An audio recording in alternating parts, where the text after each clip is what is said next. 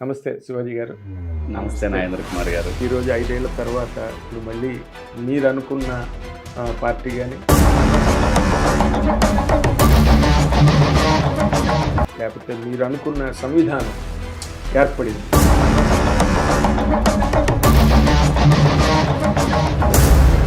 ఏమనిపిస్తుందండి మీకు? వైఎస్ఆర్సీపీలో ఉన్న ఎమ్మెల్యేలతో సహా ఎంపీలతో సహా ప్రతి ఒక్కరికి విజ్ఞప్తి చేసేది ఏంటంటే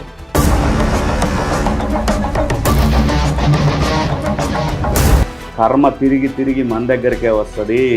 నువ్వు అనుకుంటున్నావు కదా నీ కర్మ ఎలా కాలుద్దో చూడు. నువ్వు రాష్ట్రం మీద విషం చిమ్మావు గడిచిన 10 సంవత్సరాలుగా, ఇప్పుడు కూడా అదే విషయాన్ని చిమ్ముతున్నావు. గుర్తుపెట్టుకో. మిమ్మల్ని ఎంత ఏడిపించారు సార్ హైదరాబాద్లో? ఎంత ఏడిపించారండి? ఒక నిజాయితీపరుడైన జర్నలిస్ట్ని తన శక్తియుక్తులతో తెలుగు జర్నలిజానికి, తెలుగు పొలిటికల్ ఎలక్ట్రానిక్ మీడియాకి ఒక ఉత్తేజాన్ని తీసుకొచ్చిన వ్యక్తిని, ఆయనతో పాటు నన్ను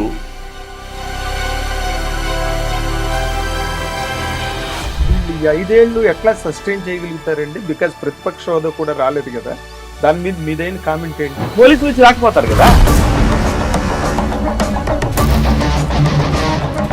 చంద్రబాబు నాయుడు గారి మీద కోపం ఉంటే అరెస్ట్ చేశావు. అన్న క్యాంటీన్ ఏం చేసి ఆ ప్రజావేదిక ఎందుకు కూల్చేశావు?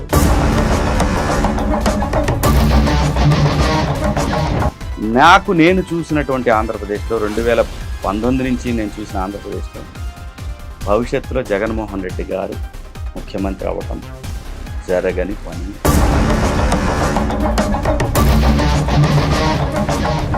గడిచిన ఎన్నికలు ప్రజలు వర్సెస్ జగన్మోహన్ రెడ్డి. కసితో ఇక మళ్ళీ ఎప్పటికీ రాకూడదు అని వేశారు సార్.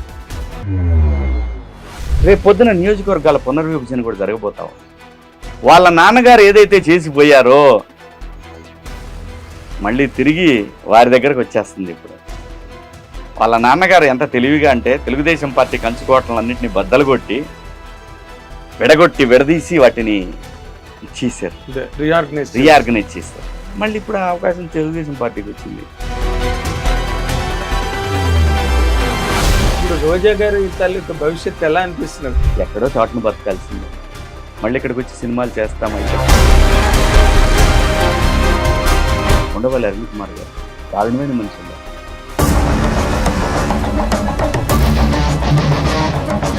అత్యంత అమానుషంగా మాట్లాడతారు. చేరువయ్యా వైసీపీలో చేరుతానని చెప్పి అడిగి ఆ పార్టీ తరఫున మాట్లాడు, మళ్ళీ విషం చెమ్మటం. ఇప్పుడు పవన్ కళ్యాణ్ గారిని ఎగదోలుతారు వీళ్ళంతా, ఈ బ్యాచ్ అంతా. ఈ అరుణ్ కుమారు, ఈ ఐవైఆర్ కృష్ణారావు, అతనొకడు.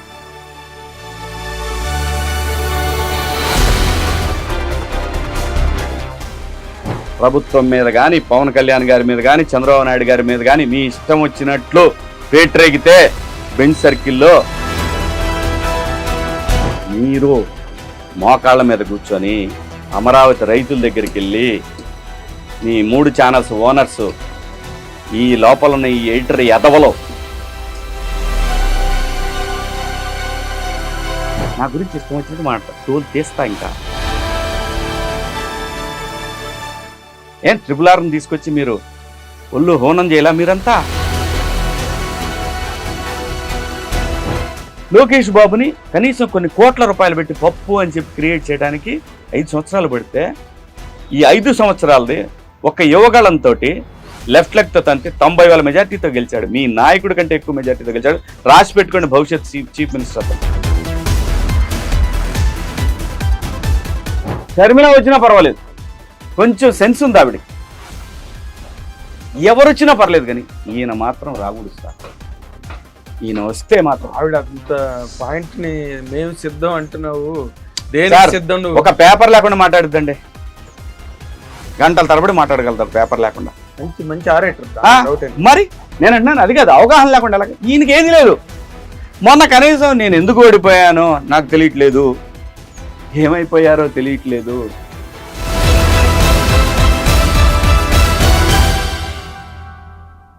హిట్ టీవీ అభిమాన ప్రేక్షకులకు స్వాగతం. నేను మీ Nagendra Kumar. Welcome to my personal program my special touch. Really this is a special touch. ఎందుకంటే ఇప్పుడు మనం ఇంటర్వ్యూ చేయబోతున్న ఈ గెస్ట్ సంచలనాత్మకమైన వ్యక్తి. అటు సినిమా ఇండస్ట్రీలో అపారమైన అనుభవం, అద్భుతమైన పాత్రలతో ఇన్నాళ్ళు కొనసాగుతూ, మరో పక్క తెలుగుదేశం అని అనకూడదు కానీ బట్ ప్రజా సంక్షేమం కానీ లేకపోతే ప్రజాభివృద్ధి దృష్ట్యా ఏ పార్టీ అధికారంలోకి రావాలి, ఏ పార్టీ వల్ల ప్రజానీకానికి నష్టం జరుగుతుంది, వీటి మీద చాలా పటిష్టమైన సమతౌల్యమైన బ్యారేజ్ వేసుకుని ఎప్పటికప్పుడు తనదైన గళాన్ని విప్పుతూ అందరినీ చైతన్యపరిచే ఆ ప్రక్రియలో ఎప్పుడూ ముందుండే ఈ వ్యక్తి మరెవరో కాదు, మన actor, hero and I can't call him politician but is a statesman. Shivaji ఇప్పుడు మనతో పాటు ఉన్నారు. Let us welcome him for the program. నమస్తే శివాజీ గారు. నమస్తే నాగేంద్ర కుమార్ గారు. చాలా సంతోషం. ఎందుకంటే సీనియర్స్ అంతా తగ్గిపోయారు జర్నలిస్టులో. జర్నలిజమే దాని రూపురేఖలు మారిపోయినాయి. ఎంత బాగుండేది మనం 90sలో షూటింగ్స్కి వెళ్ళినప్పుడు కానీ, షూటింగ్స్కి లొకేషన్కి జర్నలిస్టులు వచ్చినప్పుడు కానీ దానికోసం ప్రత్యేకమైన కార్యక్రమాలు, పండగ లాంటి వాతావరణం ఉండేది. అలాగే హైదరాబాదు ఉమ్మడి రాష్ట్రంగా ఉన్నప్పుడు ఆ రోజు జర్నలిస్టుల విలువలు, రాజకీయ జర్నలిస్టులు కూడా, పొలిటికల్ జర్నలిస్టులు కానివ్వండి, ఆ విలువలు అన్నీ పోయినాయి సార్. ఇప్పుడు జర్నలిస్టులు లేరు, రాజకీయాల్లో జర్నలిస్టులు లేరు. జర్నలిస్టులు మెజారిటీ, మంచి వాళ్ళు చాలా తక్కువ మంది ఉన్నారు. సో ఇటువంటి పరిస్థితుల్లో మిమ్మల్ని చూడగానే నాకు ఒకసారి ఆ పాత జ్ఞాపకాలన్నీ గుర్తొచ్చినాయి నాగేంద్ర గారు. థ్యాంక్ యూ అండి. Thank you so much sir. అంటే ఇవాళ రేపు మేజర్ మెయిన్ స్ట్రీమ్ జర్నలిజంని ఈ సోషల్ మీడియా బాగా ఇన్ఫ్లుయెన్స్ చేసింది వరల్డ్ వైడ్ సార్. ఒకటి అందులో ఏంటంటే ఫ్లో విత్ ది టైడ్ అన్నట్టుగా వెళ్ళిపోతున్నారు. బట్ ఏదో రోజు దానికి కూడా చెక్మేట్ వస్తుంది.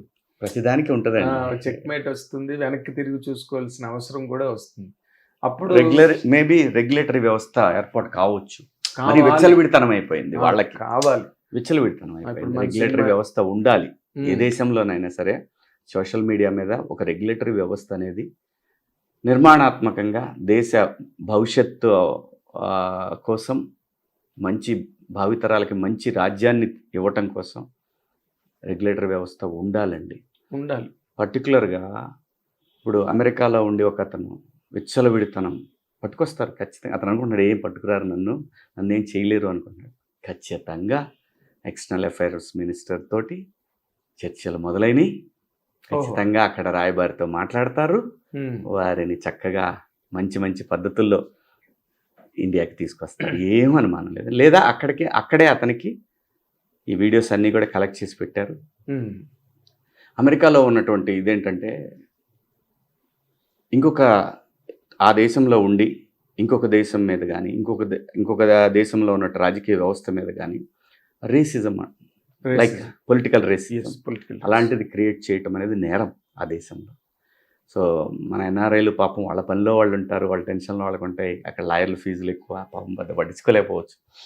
అంటే విచ్చలవిడితనాన్ని సోషల్ మీడియాలో మంచిది కాదు. ఎప్పుడు కూడా రాజకీయ విమర్శలు చేయొచ్చు, నా డాష్ డాష్, లా డాష్ డాష్. ఆ బాబు గారిని అయితే ఒక మాట కాదు. అలాగే ఇంకా ఉన్నారు, ఒక 4-5 ఉన్నారు బయట దేశాల్లో ఉండి ప్రతిరోజు ఓడిపోయిన తర్వాత, వైసీపీ ఓడిపోయిన తర్వాత కూడా అదే స్థాయిలో విరుచుకొని పడుతున్నారు. అంటే వాళ్ళ ఉద్దేశం ఏంటంటే, నాకు యుఎస్ వీసా ప్రాబ్లం లేకపోతే నేను వెళ్ళేవాడిని ఖచ్చితంగా, యూకే మాత్రం వెళ్తా ఖచ్చితంగా.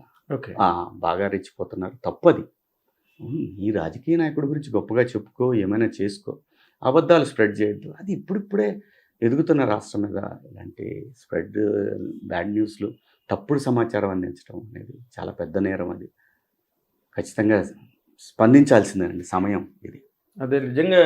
అంటే మీరు ఏ రోజున పార్టీ తరఫున కానీ, ప్రభుత్వాల్లో కానీ ఏ రోజున ఏ పదవి ఆశించకుండా మీదైన గళాన్ని చాలా గంభీరంగా, చాలా గొప్పగా మాట్లాడుతూ వచ్చారు ఈ రోజు వరకు. ఓకే, మీరు దేని గురించి అయితే పోరాడారో అది ఈ రోజు మీకు మిషన్ కంప్లీటెడ్. ఈ సందర్భంగా ఒకసారి గత 5 ఏళ్ళలో జరిగిన ఒక కార్యక్రమాన్ని కానీ ఈరోజు 5 ఏళ్ల తర్వాత ఇప్పుడు మళ్ళీ మీరు అనుకున్న పార్టీ కానీ లేకపోతే మీరు అనుకున్న సంవిధానం ఏర్పడింది ఈ రోజున. ఏమనిపిస్తుందండి మీకు? డెఫినెట్గా అండి. నేను అంటే జనంలో తిరిగాను కాబట్టి చెప్పాను, ఇంత ముందే చెప్పాను, ఎలక్షన్ ముందే చెప్పాను, ఈవెన్ బాబు గారికి కూడా చెప్పాను. తెలుగుదేశం పార్టీ పుట్టిన తర్వాత ఊహించని మెజారిటీలు రాబోతా ఉన్నాయండి అని కూడా చెప్పాను. సో ఏంటంటే ఇప్పటికి కూడా వైసీపీ క్యాడర్ అర్థం చేసుకోవాల్సింది ఏంటంటే, మీకు కులం ఇష్టమా, నిజంగా ఆ పార్టీ ఇష్టమా, ఇష్టమైతే మార్చుకోమని నాయకుడికి చెప్పటం అనేది ఒక బాధ్యత, మీ బాధ్యత. రాష్ట్రం ఇంపార్టెంటా, భావి తరాలు ఇంపార్టెంటా ఆలోచించుకోండి. నేను ఈరోజు అందరికీ ఒకటి క్లియర్గా వైఎస్ఆర్సిపిలో ఉన్న ఎమ్మెల్యేలతో సహా ఎంపీలతో సహా ప్రతి ఒక్కరికి విజ్ఞప్తి చేసేది ఏంటంటే, జగన్మోహన్ రెడ్డి గారికి ఏమీ తెలియదండి. తను నేర్చుకున్నది వ్యాపారం, ప్రజలు, పరిపాలన, భావితరాలు, వాళ్ళ అవసరాలు, ఇలాంటివి ఆయనకు తెలియదు. ప్లీజ్, అతను జగన్మోహన్ రెడ్డి గారు not at all a politician, he's a businessman. తను మీరందరూ గత 10 రోజుల నుంచి మీరంతా చూస్తూ ఉన్నారు, అంతకుముందు కూడా చెప్తా ఉన్నాం, అతను బిచ్చం వేసినట్టు వేస్తే వీళ్ళు పడి ఉంటారు, నాకు ఓట్లేస్తారు అనే భావంతో ఉన్నాడు. విద్యా వ్యవస్థను మార్చానంటాడు, డబ్బులు ఇచ్చానంటాడు, లేదంటే ఆంధ్రప్రదేశ్లో విపరీతమైన మటన్ షాపులు, మంగళ షాపులు, గొర్రెల పెంపకం, వీటితోటి అభివృద్ధి జరుగుతుంది అని చెప్తున్నాడు. ఇలాంటివన్నీ అసలు ఎలా, నేను అనేది ఒకటే, ఇంత కొలపిచ్చి ఉండకూడదండి, ఇంత కొలపిచ్చి ఉండకూడదు ఎవరికి కూడా. అది అమ్మోళ్ళైనా రెడ్లైనా ఎవరైనా ఇంత కొలపిచ్చి ఉండకూడదు. ఎవడికి ఏమీ చేయడు. ఇటువంటి పరిస్థితుల్లో అతన్ని గుడ్డిగా ఫాలో అవుతున్నారంటే మీరు మనుషులేనా? ఒకసారి మనం ఇప్పుడు ప్రత్యేక హోదా గురించి చంద్రబాబు నాయుడు గారు రాలా, విమర్శించా, నా బాధ్యత. నాకు చంద్రబాబు నాయుడు గారి కంటే రాష్ట్రం ఇంపార్టెంట్. కరెక్ట్ మాట్లాడారు మీరు, నాకు గుర్తుంది. నేను మాట్లాడాను, ఒక అడుగు ముందుకు వేసి ఎక్కువ కూడా మాట్లాడాను, పర్సనల్గా కాదు, రాజకీయ విమర్శలు చేశాను నేను. అదే చంద్రబాబు నాయుడు గారి మీద దాడి చేస్తా అంటే అడ్డంగా నిలబడ్డాను. ఎందుకంటే చంద్రబాబు నాయుడు గారు లాంటి వ్యక్తి రాజకీయాల్లో అరుదుగా ఉంటాడు, ఒక విజనరీ. అరుదుగా వస్తాడు.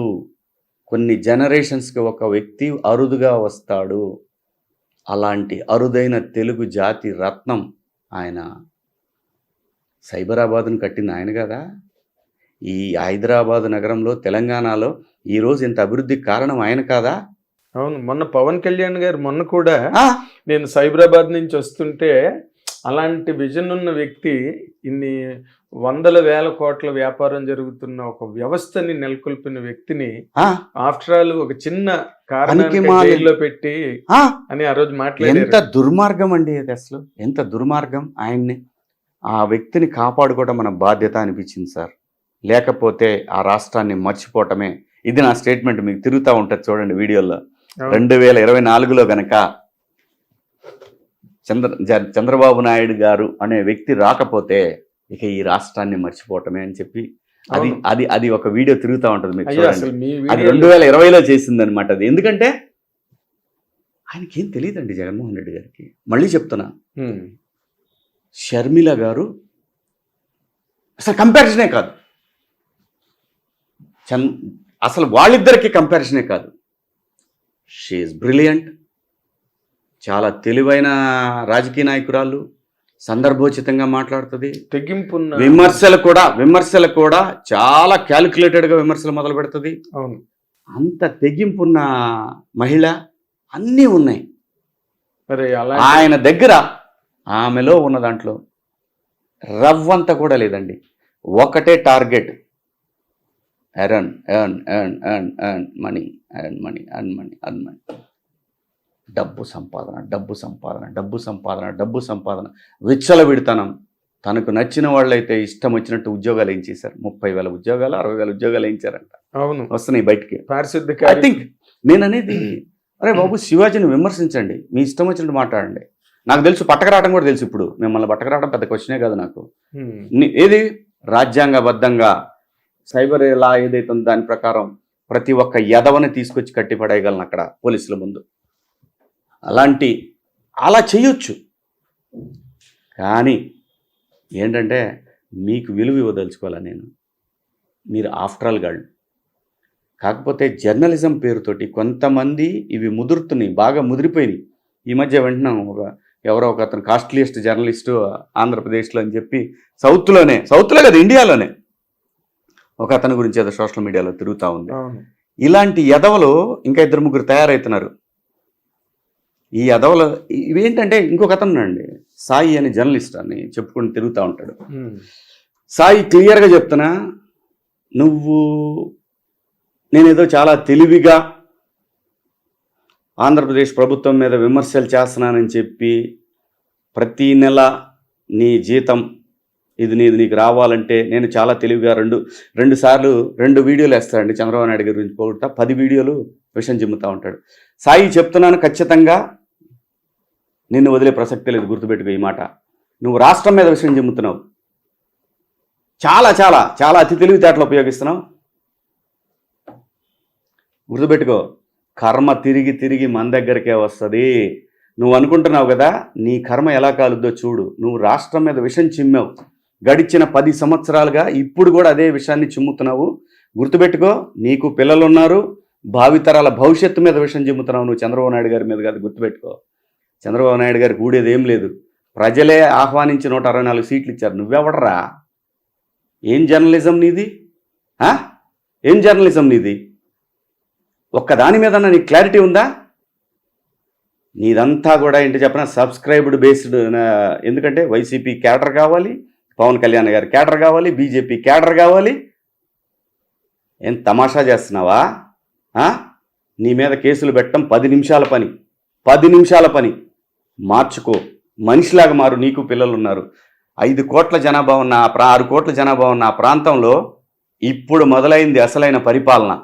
ఇష్టం వచ్చినట్టు పేలితే మాత్రం సాయి ఖచ్చితంగా నీ బతుకు కూడా గుర్తుపెట్టుకో ఐటీ డిపార్ట్మెంట్లో ఉంటుంది. గుర్తుపెట్టుకో, నీ సంపాదన, నీ వ్యవహారాలు, నీ ఆస్తులు మొత్తం బయటికి తీస్తున్నారు. గుర్తుపెట్టుకో, వదిలేస్తారనుకున్నారా మీరంతా? మీ ఇష్టం వచ్చినటువంటి జర్నలిజం అని చెప్పి ఎర్నలిజం మొదలుపెట్టిన మీరు. కానీ ఏంటంటే నేను కేవలం మీలాంటి సన్నాసుల్ని టార్గెట్ చేసి ప్రజల్ని డైవర్ట్ చేయదలుచుకోవాలా. ప్రజలకు కావాల్సిన ఆంధ్రప్రదేశ్ అమరావతి, ఆంధ్రప్రదేశ్ భవిష్యత్తు, వీటి గురించి ఆలోచిస్తున్నారు. కానీ ఈ ఎదవలు చెప్పే సొల్లు గురించి ఎవడు ఆలోచించట్లా. ఉన్నారు 4 ఎదవలు ఉన్నారండి ఇంకెప్పుడు కూడా యూట్యూబ్లో. వాడు పొట్టు ఉంటాడు, పీడీటీవీ అని కనపట్లేదు, వాడి కోసం తిరుగుతున్నారు పోలీసులు. అంతా విషం అండి, అంతా విషం. డబ్బుతోటి అంటే ఇప్పుడు యూట్యూబ్ కాదండి, ఇక్కడ కూడా హైదరాబాద్ బేస్డ్ యూట్యూబర్స్ కొంతమంది ఉన్నారు. మెయిన్ స్ట్రీమ్ ఛానల్స్ లో చేసిపోయి బయట టీవీ ఛానల్స్ యూట్యూబ్స్ పెట్టేసి ఉన్నారు, విషం చిమ్ముతా ఉన్నారు. గుర్తుపెట్టుకోండి, దేనికైనా ప్రకృతి చూస్తూ ఉంటుంది. మన కర్మ తిరిగి మళ్ళీ మన దగ్గరకు వస్తే గుర్తుపెట్టుకోండి. నిజాయితీగా నిజంగా ప్రజల కోసం పనిచేయండి, మీకు బ్రహ్మరథం పడతారు. లక్షల మంది వస్తారు సబ్స్క్రైబర్స్. ఇలాంటి సన్నాసి వా పార్టీలకి ఈ పార్టీలకి పెట్టేసి మధ్యలో మనం తమాషా చూస్తా సబ్స్క్రిప్షన్స్ కోసం ఏడిస్తే కష్టం. నా బొట్టోడి ఎవడికి కాలిద్ది, తోలు తీసేస్తాడు. కానీ ఇప్పుడు జరుగుతున్న మార్పులు చేర్పులు చూస్తే మాత్రం చాలా ఆసక్తికరంగా ఉన్నాయి. ఎందుకంటే అనిత్ గారు, హోమ్ మినిస్టర్ అయిన తర్వాత అంతకుముందు పోలీసులు అడ్డుకుని లోపలికి కూడా వెళ్ళనివ్వకుండా, అనిత్ గారు మళ్ళీ అందరూ సెల్యూట్లు కొట్టి అదే చెప్తున్నా సార్. ఎప్పుడైనా సరే ప్రకృతి మనందరికంటే చాలా గొప్పది. అవును. ఎక్కడ దెబ్బతిన్నామో ఒకవేళ నిజాయితీగా ఉండి ఎక్కడైతే దెబ్బతింటామో మళ్ళీ తిరిగి నీకు కిరీటం పెడుతుంది ప్రకృతి. మమ్మల్ని ఎంత ఏడిపించారు సార్ హైదరాబాద్లో, ఎంత ఏడిపించారండి. ఒక నిజాయితీపరుడైన జర్నలిస్ట్ని తన శక్తియుక్తులతో తెలుగు జర్నలిజానికి, తెలుగు పొలిటికల్ ఎలక్ట్రానిక్ మీడియాకి ఒక ఉత్తేజాన్ని తీసుకొచ్చిన వ్యక్తిని, ఆయనతో పాటు నన్ను 5 సంవత్సరాల పాటు నరకం చూపించారు సార్ ఈయన బిడ్డలు. ప్రకృతి ఊరుకుంటుందా? తిరిగి తిరిగి తిరిగి అక్కడికి తీసుకొచ్చింది మళ్ళీ. ఎగ్జాక్ట్లీ. ఎన్ని అరాచకాలు చేశారనుకుంటున్నారు ఈ ఎదవలో? ఎన్ని అరాచకాలు అనుకుంటున్నారు సార్? ఈ ఊళ్ళో నాకు ఇల్లు ఇచ్చేవాళ్ళు లేడు సార్, తెలుసా మీకు? ఈ నా కొడుకులు చేసిన పనికి ఇళ్ళు నా బిడ్డలు వరుసన ఊరికి ఒక విల్లా కడుతున్నారు, ఊరికి ఒక విల్లా, పేటకు ఒక విల్లాలు కట్టుకొని తిరుగుతూ ఉంటే భగవంతుడు చూస్తూ ఊరుకుంటాడు సార్? నేను చెప్తున్నా కదండి, మనం ఎవరినో మభ్య పెడుతున్నాం, భలే ప్లే చేస్తున్నాం అని చూస్తారు సరే, ఘోరమైన దెబ్బ తింటారు సార్ ఎప్పుడైనా సరే. అలాంటి దెబ్బే జగన్మోహన్ రెడ్డికి కూడా తగిలింది. అదే ఇప్పుడు లేటెస్ట్ నేను ఇలా భలే మేనేజ్ చేస్తున్నాను. ఆ పేదలకి పెత్తందారులకి పోరాటం అన్నాడు రిషికొండలో. ఏం కట్టాడండి? వాళ్ళ వీడియోలో చూడండి, ఎవరు ఇవ్వద్దు. రోజా గంటకో మాట మాట్లాడారు మేడం, మొన్న కూడా మాట్లాడారు కదా ఆవిడ. మళ్ళీ నిన్న ట్వీట్, అది టూరిజం కోసం చేసింది కదా. మరి అంతకుముందేమో ముఖ్యమంత్రి గారు క్యాంప్ ఆఫీస్ కోసం మేము అక్కడ వైజాగ్లో కట్టామని ఆవిడ వీడియోలే, డైరెక్ట్ రికార్డెడ్ వీడియోస్ ప్రతి చోట. నిన్న తాడేపల్లిలో కూడా చూడండి, బజార్ ఆక్రమించేశాడు. పేదవాళ్ళందరినీ ఆ పక్కన కరకట్ట మీద బకింగ్హామ్ కెనాల్ చుట్టూ ఉండే వాళ్ళందరూ మొత్తం లేపేశారు. అక్కడ ఇల్లు వేసుకున్న వాళ్ళందరినీ వేసేసి రోడ్డు వేస్తే వేసావు. ఆ రోడ్ల నుంచి ఎవరు నడవటానికి ఇల్లేదు. భయస్తుడండి. అంత భయం దేనికండి ఒక ముఖ్యమంత్రికి? రిషికొండ ప్యాలెస్ కి సంబంధించి నేషనల్ నెట్వర్క్ లో కూడా చాలా చూసాను జరిగింది. అర్నబ్ గోస్వామి సార్ ఒకటే రిపబ్లిక్ టీవీలో చేశాడు. వాళ్ళకి ఏం చెప్పినా సరే మీద పట్టమేనండి. అది బుల్డోజ్ చేస్తారు, వాళ్ళకున్న గుణం అది, బుల్డోజ్ చేసే గుణం. మొత్తం అలా తయారు చేశారు వాళ్ళ వ్యవస్థని. అంటే నార్మల్గా మనం జరుగుతున్న పరిణామ క్రమంలో ఆవిడ షర్మిల గారు దూరం అయిపోయారు. ఆయన జైల్లో ఉన్నప్పుడు ఆవిడే కదా మొత్తం కార్యక్రమాలు చాలా కష్టపడి ఒక లేడీ అయినా చేశారు ఆవిడ. తర్వాత మదరు దూరం అయిపోయారు. ఇలా జరుగుతున్నది, ప్రజల్లో వ్యతిరేకత కనిపిస్తున్నది ఎక్కడికి వెళ్ళినా.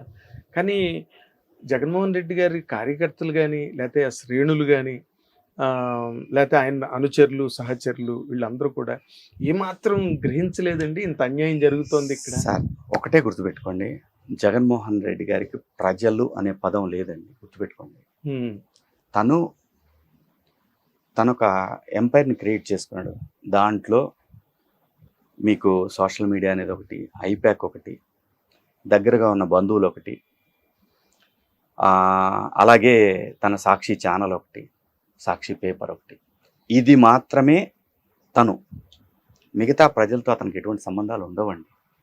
తను ఒక బిజినెస్ మ్యాన్ సార్. నేను మళ్ళీ చెప్తున్నా, ఆయన ఓకే సార్, నేను అదే దానికే వస్తున్నా. తన చెల్లెలు అనే పదాన్ని ఆ పార్టీలో జస్ట్ తనకి వ్యతిరేకంగా అయ్యిందని ఆవిడ గురించి ఎంత నీచంగా మాట్లాడారండి వాళ్ళే. సునీతమ్మ గురించి ఎంత మాట్లాడారండి నీచంగా. తండ్రిని, సొంత బాబాయ్ రక్తం మరిగిద్దండి. మీరే చెప్పారు చంద్రబాబు నాయుడు గారు చంపారని. చెల్లెలు పోయిన ఘోషించింది అక్కడ. సొంత చెల్లెలు కూడా చెప్పింది ఇదే. అవినాష్ సాక్ష్యాలు ఎవరైతే చేశారో వాళ్ళే డైరెక్ట్ గా ఓపెనింగ్ గా చెప్పారు. సొంత చెల్లెలు అంటే అడిగింది, అన్నా దీని సంగతి తేల్చాలన్నా, ఇది మన సొంత బాబాయ్ అన్నా అని. ఆ చెల్లిని పరమ దుర్మార్గురాల్లాగా, చాలా చిల్లర మనిషిలాగా క్రియేట్ చేసేసి ఎంత దారుణంగా మాట్లాడారండి. తన అభిమాని ఇది అంటే దీన్ని ఏమంటారో ఏమో, నాకు భాష తెలియదు సార్. చాలా అన్యాయంగా పరిపాలన దగ్గర చెల్లెలు చెప్తానే ఉంది, మా అన్నకి తేడా మనిషి, మా అన్న వల్ల కాదు. ఇవన్నీ కూడా పడ్డాయండి మన ఎలక్షన్లో. అవును, ఆమె ఇంకా లెక్కే ఉంది సార్. తనకి ఈ సంబంధాలు, బంధాలు, బాంధవ్యాలు ఉండుంటే పరిపాలన చాలా బాగా చేసేవాడు. నేర్చుకునేవాడు. తను సింపతి అనే ఒక కార్డు మీద వచ్చి ఆంధ్రప్రదేశ్లో పరిపాలన అనేది పక్కన పెట్టి, జనంలోనేమో 3000 కిలోమీటర్లు తిరిగావా, జనానికి దూరంగా చుట్టూ కంచె వేసుకుని, ఐరన్ కంచె వేసుకుని బతుకుతావా, సెక్రటరియట్కి పోలేవా, జర్నలిస్టులను కలవలేవా, జర్నలిస్టుతో మీటింగ్లు పెట్టలేవా. ఎక్కాడా లేదా, ఎక్కిన రోజు నుంచి జర్నలిస్టులతో కలుస్తున్నాడు చంద్రబాబు నాయుడు గారు. మొట్టమొదటి అసలు ఢిల్లీ వెళ్లే ముందు కూడా జర్నలిస్టులతో, అంటే ఇప్పుడు ఇది వారధి అండి, ప్రజలకిను ప్రభుత్వానికి వారధి జర్నలిస్టులు. వాళ్ళతో కలవకపోతే నువ్వేం చేస్తున్నావు, ఎలా చేస్తున్నావు ప్రజలు. ప్రెస్ మీట్ ముందుకు వచ్చి మాట్లాడింది లేదండి లాస్ట్ 5 years లో. ఎలా ఉంటదంటే అండి, అసలు లేదు. నేను చెప్తాను కదా, అతను ఒక ఎంపైర్ అండి. ఖచ్చితంగా జగన్మోహన్ రెడ్డి అనే వ్యక్తి ప్రజాస్వామ్య దేశాల్లో పనికిరాడు. ఆయన ప్రజాస్వామ్య దేశాల్లో ఆయనతోని కాని పని. నియంతృత్వం ఉన్న చోట చంద్రబాబు నాయుడు గారి మీద కోపం ఉంటే అరెస్ట్ చేశావు, ప్రజలు ఏం చేశారో చెప్పారు. అన్న క్యాంటీన్లు ఏం చేసినావు? మీ నాన్న పేరు పెట్టు, పేదవాడికి అన్నం పెట్టేది రోజు. ఆ ప్రజావేదిక ఎందుకు కూల్చేశావు?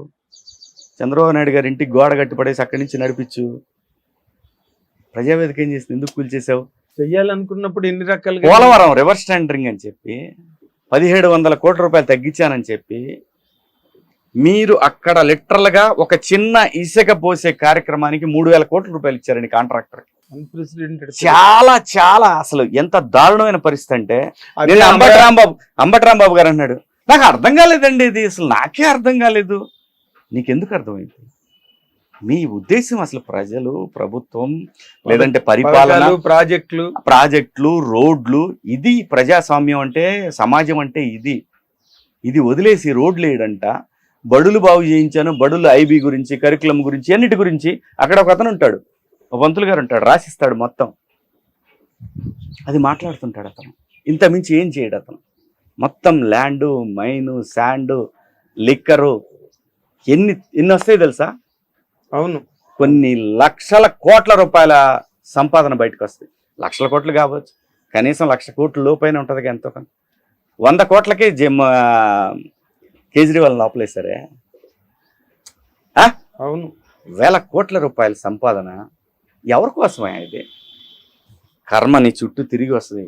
ఈ సపోర్ట్ చేసే వాళ్ళందరికీ కూడా చూడండి, వాళ్ళకి తొందరలోనే నేర్పిద్ది ప్రకృతి. ఎందుకు సపోర్ట్ చేస్తున్నారు? కానీ నిజంగా అంటే ఈ సందర్భంగా అంటే చంద్రబాబు నాయుడు గారు కూడా దాన్ని బాగా చాలా సార్లు స్టేజ్ల మీద అక్నాలెడ్జ్ చేశారు. పవన్ కళ్యాణ్ గారు కలవడం, వాళ్ళిద్దరూ అసలు దాని మీద మీకు అసలు ఆ డెవలప్మెంట్స్ జరుగుతున్నప్పుడు మీకు ఏమనిపించింది? నేను లేనండి, నేను బిగ్ బాస్ హౌస్లో ఉన్నాను. అంటే నేనుంటే అసలు వేరే ఉండేది, అది వేరే. నా నా నా మాట వేరు, నా ఉద్యమం వేరు, అవును, నా తీరు వేరు. బట్ నిన్న ఆయన ప్రమాణ స్వీకారం అంటే అసలు మామూలుగా జరగలే. అసలు ఎలా పవన్ కళ్యాణ్ గారు ఎలా ఉందంటే పదవి బాధ్యతలు ఎంత ఎమోషనల్ గా ఉంది, ఎంత కన్నుల పండగగా ఉంది. అవును, పవన్ కళ్యాణ్ గారిని నేను విమర్శించా, సద్విమర్శలు అయ్యి. సిద్ధాంతపరంగా ఎవరైనా విమర్శించవచ్చు, not individual. At the same time నేను ఎప్పుడు ఒకటే మాట, నువ్వు ఆంజనేయుడు అంటాడు, నీకు తెలియట్లేదు నీ శక్తి అనే మాట నా విమర్శ. మంచి మాటే కదా, కాదు, పరిపాలన నేర్చుకోవాలి, తొందరపడకూడదు మీరు ముఖ్యమంత్రి అవడానికి అనే మాట కూడా అన్నా. అవును, ఎస్, తప్పేం అనలేదుగా, నేను తప్పేం మాట్లాడలేదుగా. నువ్వు హోదా రానప్పుడు హోదా గురించి మాట్లాడవేంటి అని అడిగా, తప్పు కాదుగా. ఇప్పుడు మాట్లాడుతున్నారు చాలా మంది ప్రత్యేక హోదా గురించి అని. అరే సన్నాసుల్లారా, 5 సంవత్సరాల నుంచి ఏమైపోయారు మీరంతా? ఎస్, ఈ మాట మీరు పెద్దవాళ్ళు అనకూడదు. నేను పరిపాలన ఇప్పుడే మొదలు పెట్టాడు, సమయం ఇవ్వాలి ఎవరికైనా. సమయం ఇవ్వకుండా మీరు చూసుకోవాలండి. మీరు అరే ఆయన చంద్రబాబు నాయుడు గారు బతుకే ప్రజలు, అభివృద్ధి, భవిష్యత్తు. ఆయన బతికిందంతా దాని మీద. ముఖ్యమంత్రి అయిన మొదటి రోజు నుంచి, అవును, ఆ రోజున ముఖ్యమంత్రి అయిన దగ్గర నుంచి ఇప్పుడు ఆయన పోయే వరకు ఆలోచన కూడా మొత్తం భవిష్యత్తు గురించే ఉంటది. కానీ ఇప్పుడు వీళ్ళు వచ్చి అండ్ మీరు చూసుకోవాలండి, మీరు ప్రత్యేక హోదా గురించి మాట్లాడే మంచి అవకాశం అండి అని చెప్పి కొంతమంది మాట్లాడుతూ ఉంటే 5 ఏళ్ల నుంచి ఎక్కడ పోయారు మీరంతా? ఇప్పుడు అసలు ఆ ఉద్యమాన్ని మొదలుపెట్టిందే నేను. ప్రజలందరికీ తెలిసిన విషయం ఇది. ఇంకా చాలా మంది మాట్లాడుతూ ఉంటారు, ఆయన ఎక్కడ ఉన్నాడు, మేము ఎక్కడ. నాకు అనవసరం, మీతోటి వాదనకు కాదు నేను ఇక్కడ ఉంది. నేను మాట్లాడేది ఒకటే, నేను ప్రత్యేక హోదా అనే అంశం చాలా క్లిష్టమైన పరిస్థితిలో ఉంది కాబట్టి దాని గురించి ఇప్పుడు ఎవ్వరూ ఆంధ్రప్రదేశ్లో ప్రజలు ఆలోచించట్లా. చంద్రబాబు నాయుడు గారికి తెలుసు, పవన్ కళ్యాణ్ గారికి తెలుసు ఏం చేయాలనేది. వాళ్ళు ఏం చేస్తారో ప్రజలు చూస్తున్నారు. మీరు మీ యొక్క సొంత ఎజెండాతోటి మీరు బయట ప్రజలకి, ఎందుకంటే మీకు ప్రజాస్వామ్యం అదే గొప్ప విషయం, మాట్లాడే హక్కు ఉంది, మాట్లాడండి, తప్పలేదు, మాట్లాడండి. ఆ మాటలు 5 సంవత్సరాలు లేవు. ఆ విలువని గుర్తించండి. నేను అనేది ప్రజాస్వామ్యం, ఆ ప్రజాస్వామ్యానికి ప్రభుత్వ అధినేత ఇచ్చే విలువ మీరు మాట్లాడండి, తప్పులేదు, మీకు మాట్లాడే హక్కు ఉంది. కానీ ప్రజలు ఏం గమనిస్తున్నారు? మాకు కావాల్సింది జగన్మోహన్ రెడ్డి వద్దు, మేము స్వేచ్ఛగా బతకాలి, మేము స్వేచ్ఛగా మాట్లాడాలి అనే ఉద్దేశంతో చంద్రబాబు నాయుడు గారికి పవన్ కళ్యాణ్ గారికి కూటమికి అవకాశం ఇచ్చారు. అది కూడా అసలు అన్ప్రెసిడెంటెడ్ విక్టరీ కదా. అసలు అక్కడ నా భూతో నా భవిష్యత్ అండి. సెంటర్ లోకి వెళ్ళినప్పుడు కూడా అసలు నరేంద్ర మోడీ గారు చంద్రబాబు గారి గురించి మాట్లాడింది కానీ, పవన్ కళ్యాణ్ గారి గురించి మాట్లాడింది కానీ ఆంధీ అన్నాడు. సాక్షాత్తు ప్రైమ్ మినిస్టర్ పవన్ ఆంధీ అని అలా నేనని సార్ ఒకటే. ఆయన చంద్రబాబు నాయుడు గారు కూడా ఎక్నాలెడ్జ్ చేశారు దాన్ని. ఇప్పుడు ఇంత ఎన్డీఏ కూటమి సమావేశంలో result oriented sir, result oriented వాళ్ళంతా ప్రాక్టికల్ గా రిజల్ట్ ఓరియంటెడ్. విన్ ఇవ్వడం వల్ల మాకు అక్కడ ఎంతో గౌరవం లభించింది. సెంటర్ లో పేదవాళ్ళకి ఇచ్చా అంటాడు. పేదవాళ్ళు ఆంధ్రప్రదేశ్ లో బిలో పావర్టీ లైన్ ఎంతమంది ఉంటే వాళ్లే పేదవాళ్ళు. అర్థమైందా? బీపీఎల్ కింద ఉన్నవాడు పేదవాడు, వాడికి ఇవ్వు. నువ్వేం చేశావు? నీకు సపోర్ట్ చేస్తారని చెప్పి కొన్ని వేల మంది 30% ఓటింగ్ ప్రజలకు ఇచ్చి పడేసావు ఇష్టం వచ్చినట్టు. అది ఎప్పటికీ వర్కౌట్ అవుతుంది సార్. అది మనకి ఇక్కడ తెలంగాణలో ప్రూవ్ అయింది. పథకాలతోటి ప్రభుత్వాలు ఏర్పడతాయి అనుకుంటే మీ భ్రమ. పథకాలతోటి ప్రభుత్వాలు ఏర్పడవండి. ప్రజలకి భవిష్యత్తును ఎవడైతే చూపిస్తాడో వాడి కోసం ఓటేస్తారండి. ప్రజలకి ఎవడైతే సప్తవర్ణాలు చూపించి అసలు అక్కడ తీరా అక్కడ పోయేసరికి ఏమీ లేకపోతే వాడిని పాతాళానికి తొక్కేస్తారు. అది చాలా చోట్ల ప్రూవ్ అయింది. తెలుగు రాష్ట్రాల్లో కూడా ప్రూవ్ అయింది. నువ్వు ఊరికే పథకాలు పథకాలు నేను చెప్తున్నా సార్, పథకాల్లో ఎంత డొల్ల ఉందో భవిష్యత్తులో మీకే తెలుస్తుంది. ఇద్దరున్న చోట ఒకరికే ఇవ్వడం, ఇద్దరు ఇవ్వండి కాదు సార్, ఇవన్నీ వాళ్ళు అడగట్లేదు సార్, మీరు ఇస్తున్నారు. వాళ్ళు అడిగే ఏంటో తెలుసా?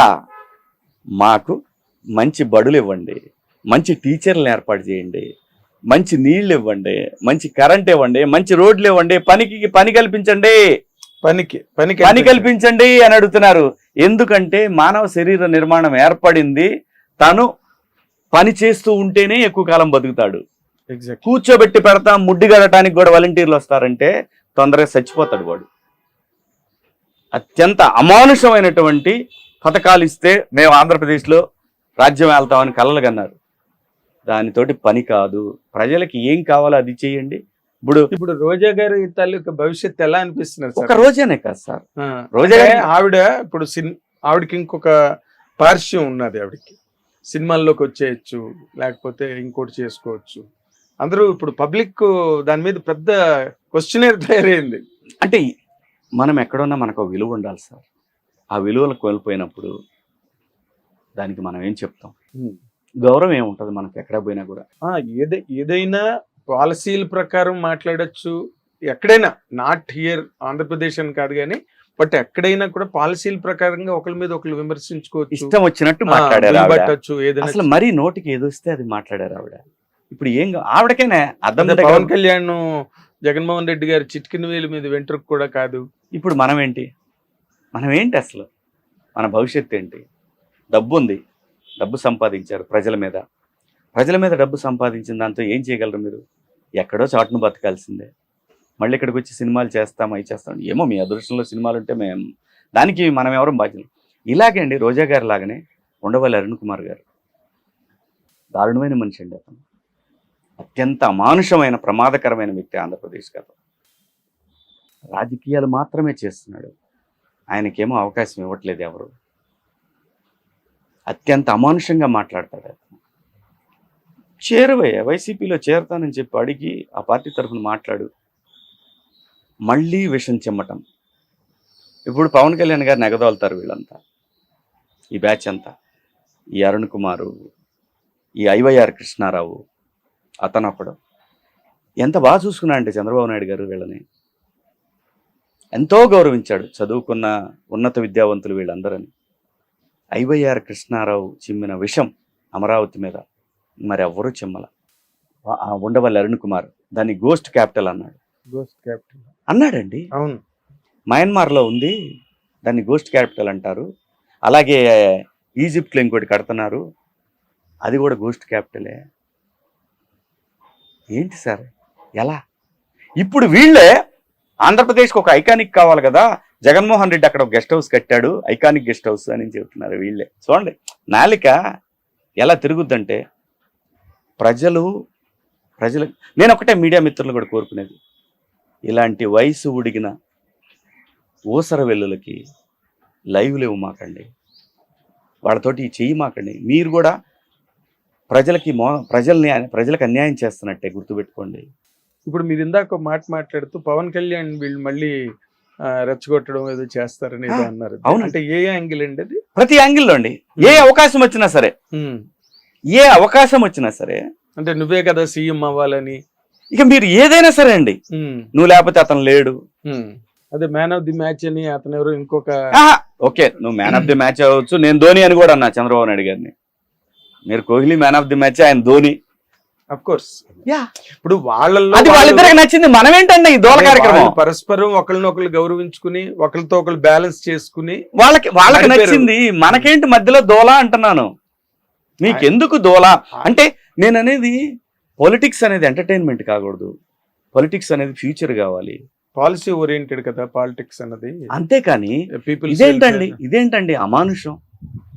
ప్రతిరోజు సాక్షి ఓపెన్ చేస్తే అబద్ధాలు.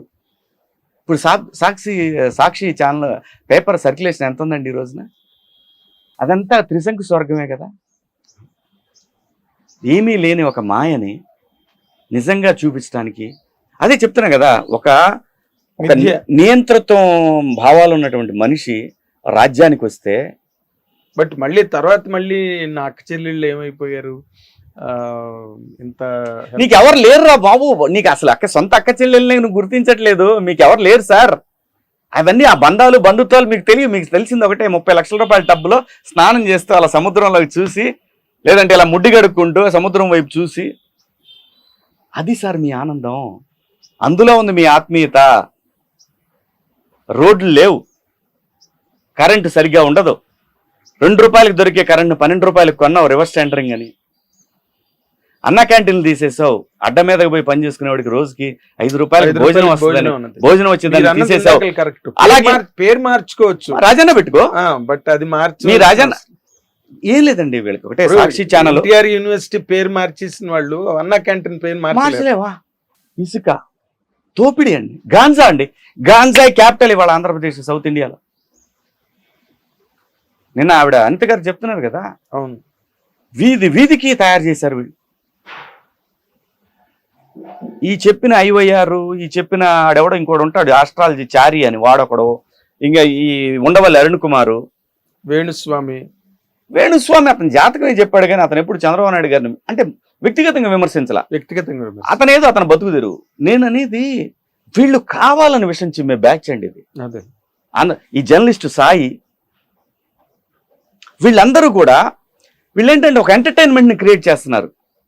చంద్రబాబు గారి ప్రభుత్వం మీద విషం చిమ్మి దాన్ని మీరు ఎంజాయ్ చేయండి అని వైసీపీ శ్రేణులకు చెప్తున్నారు.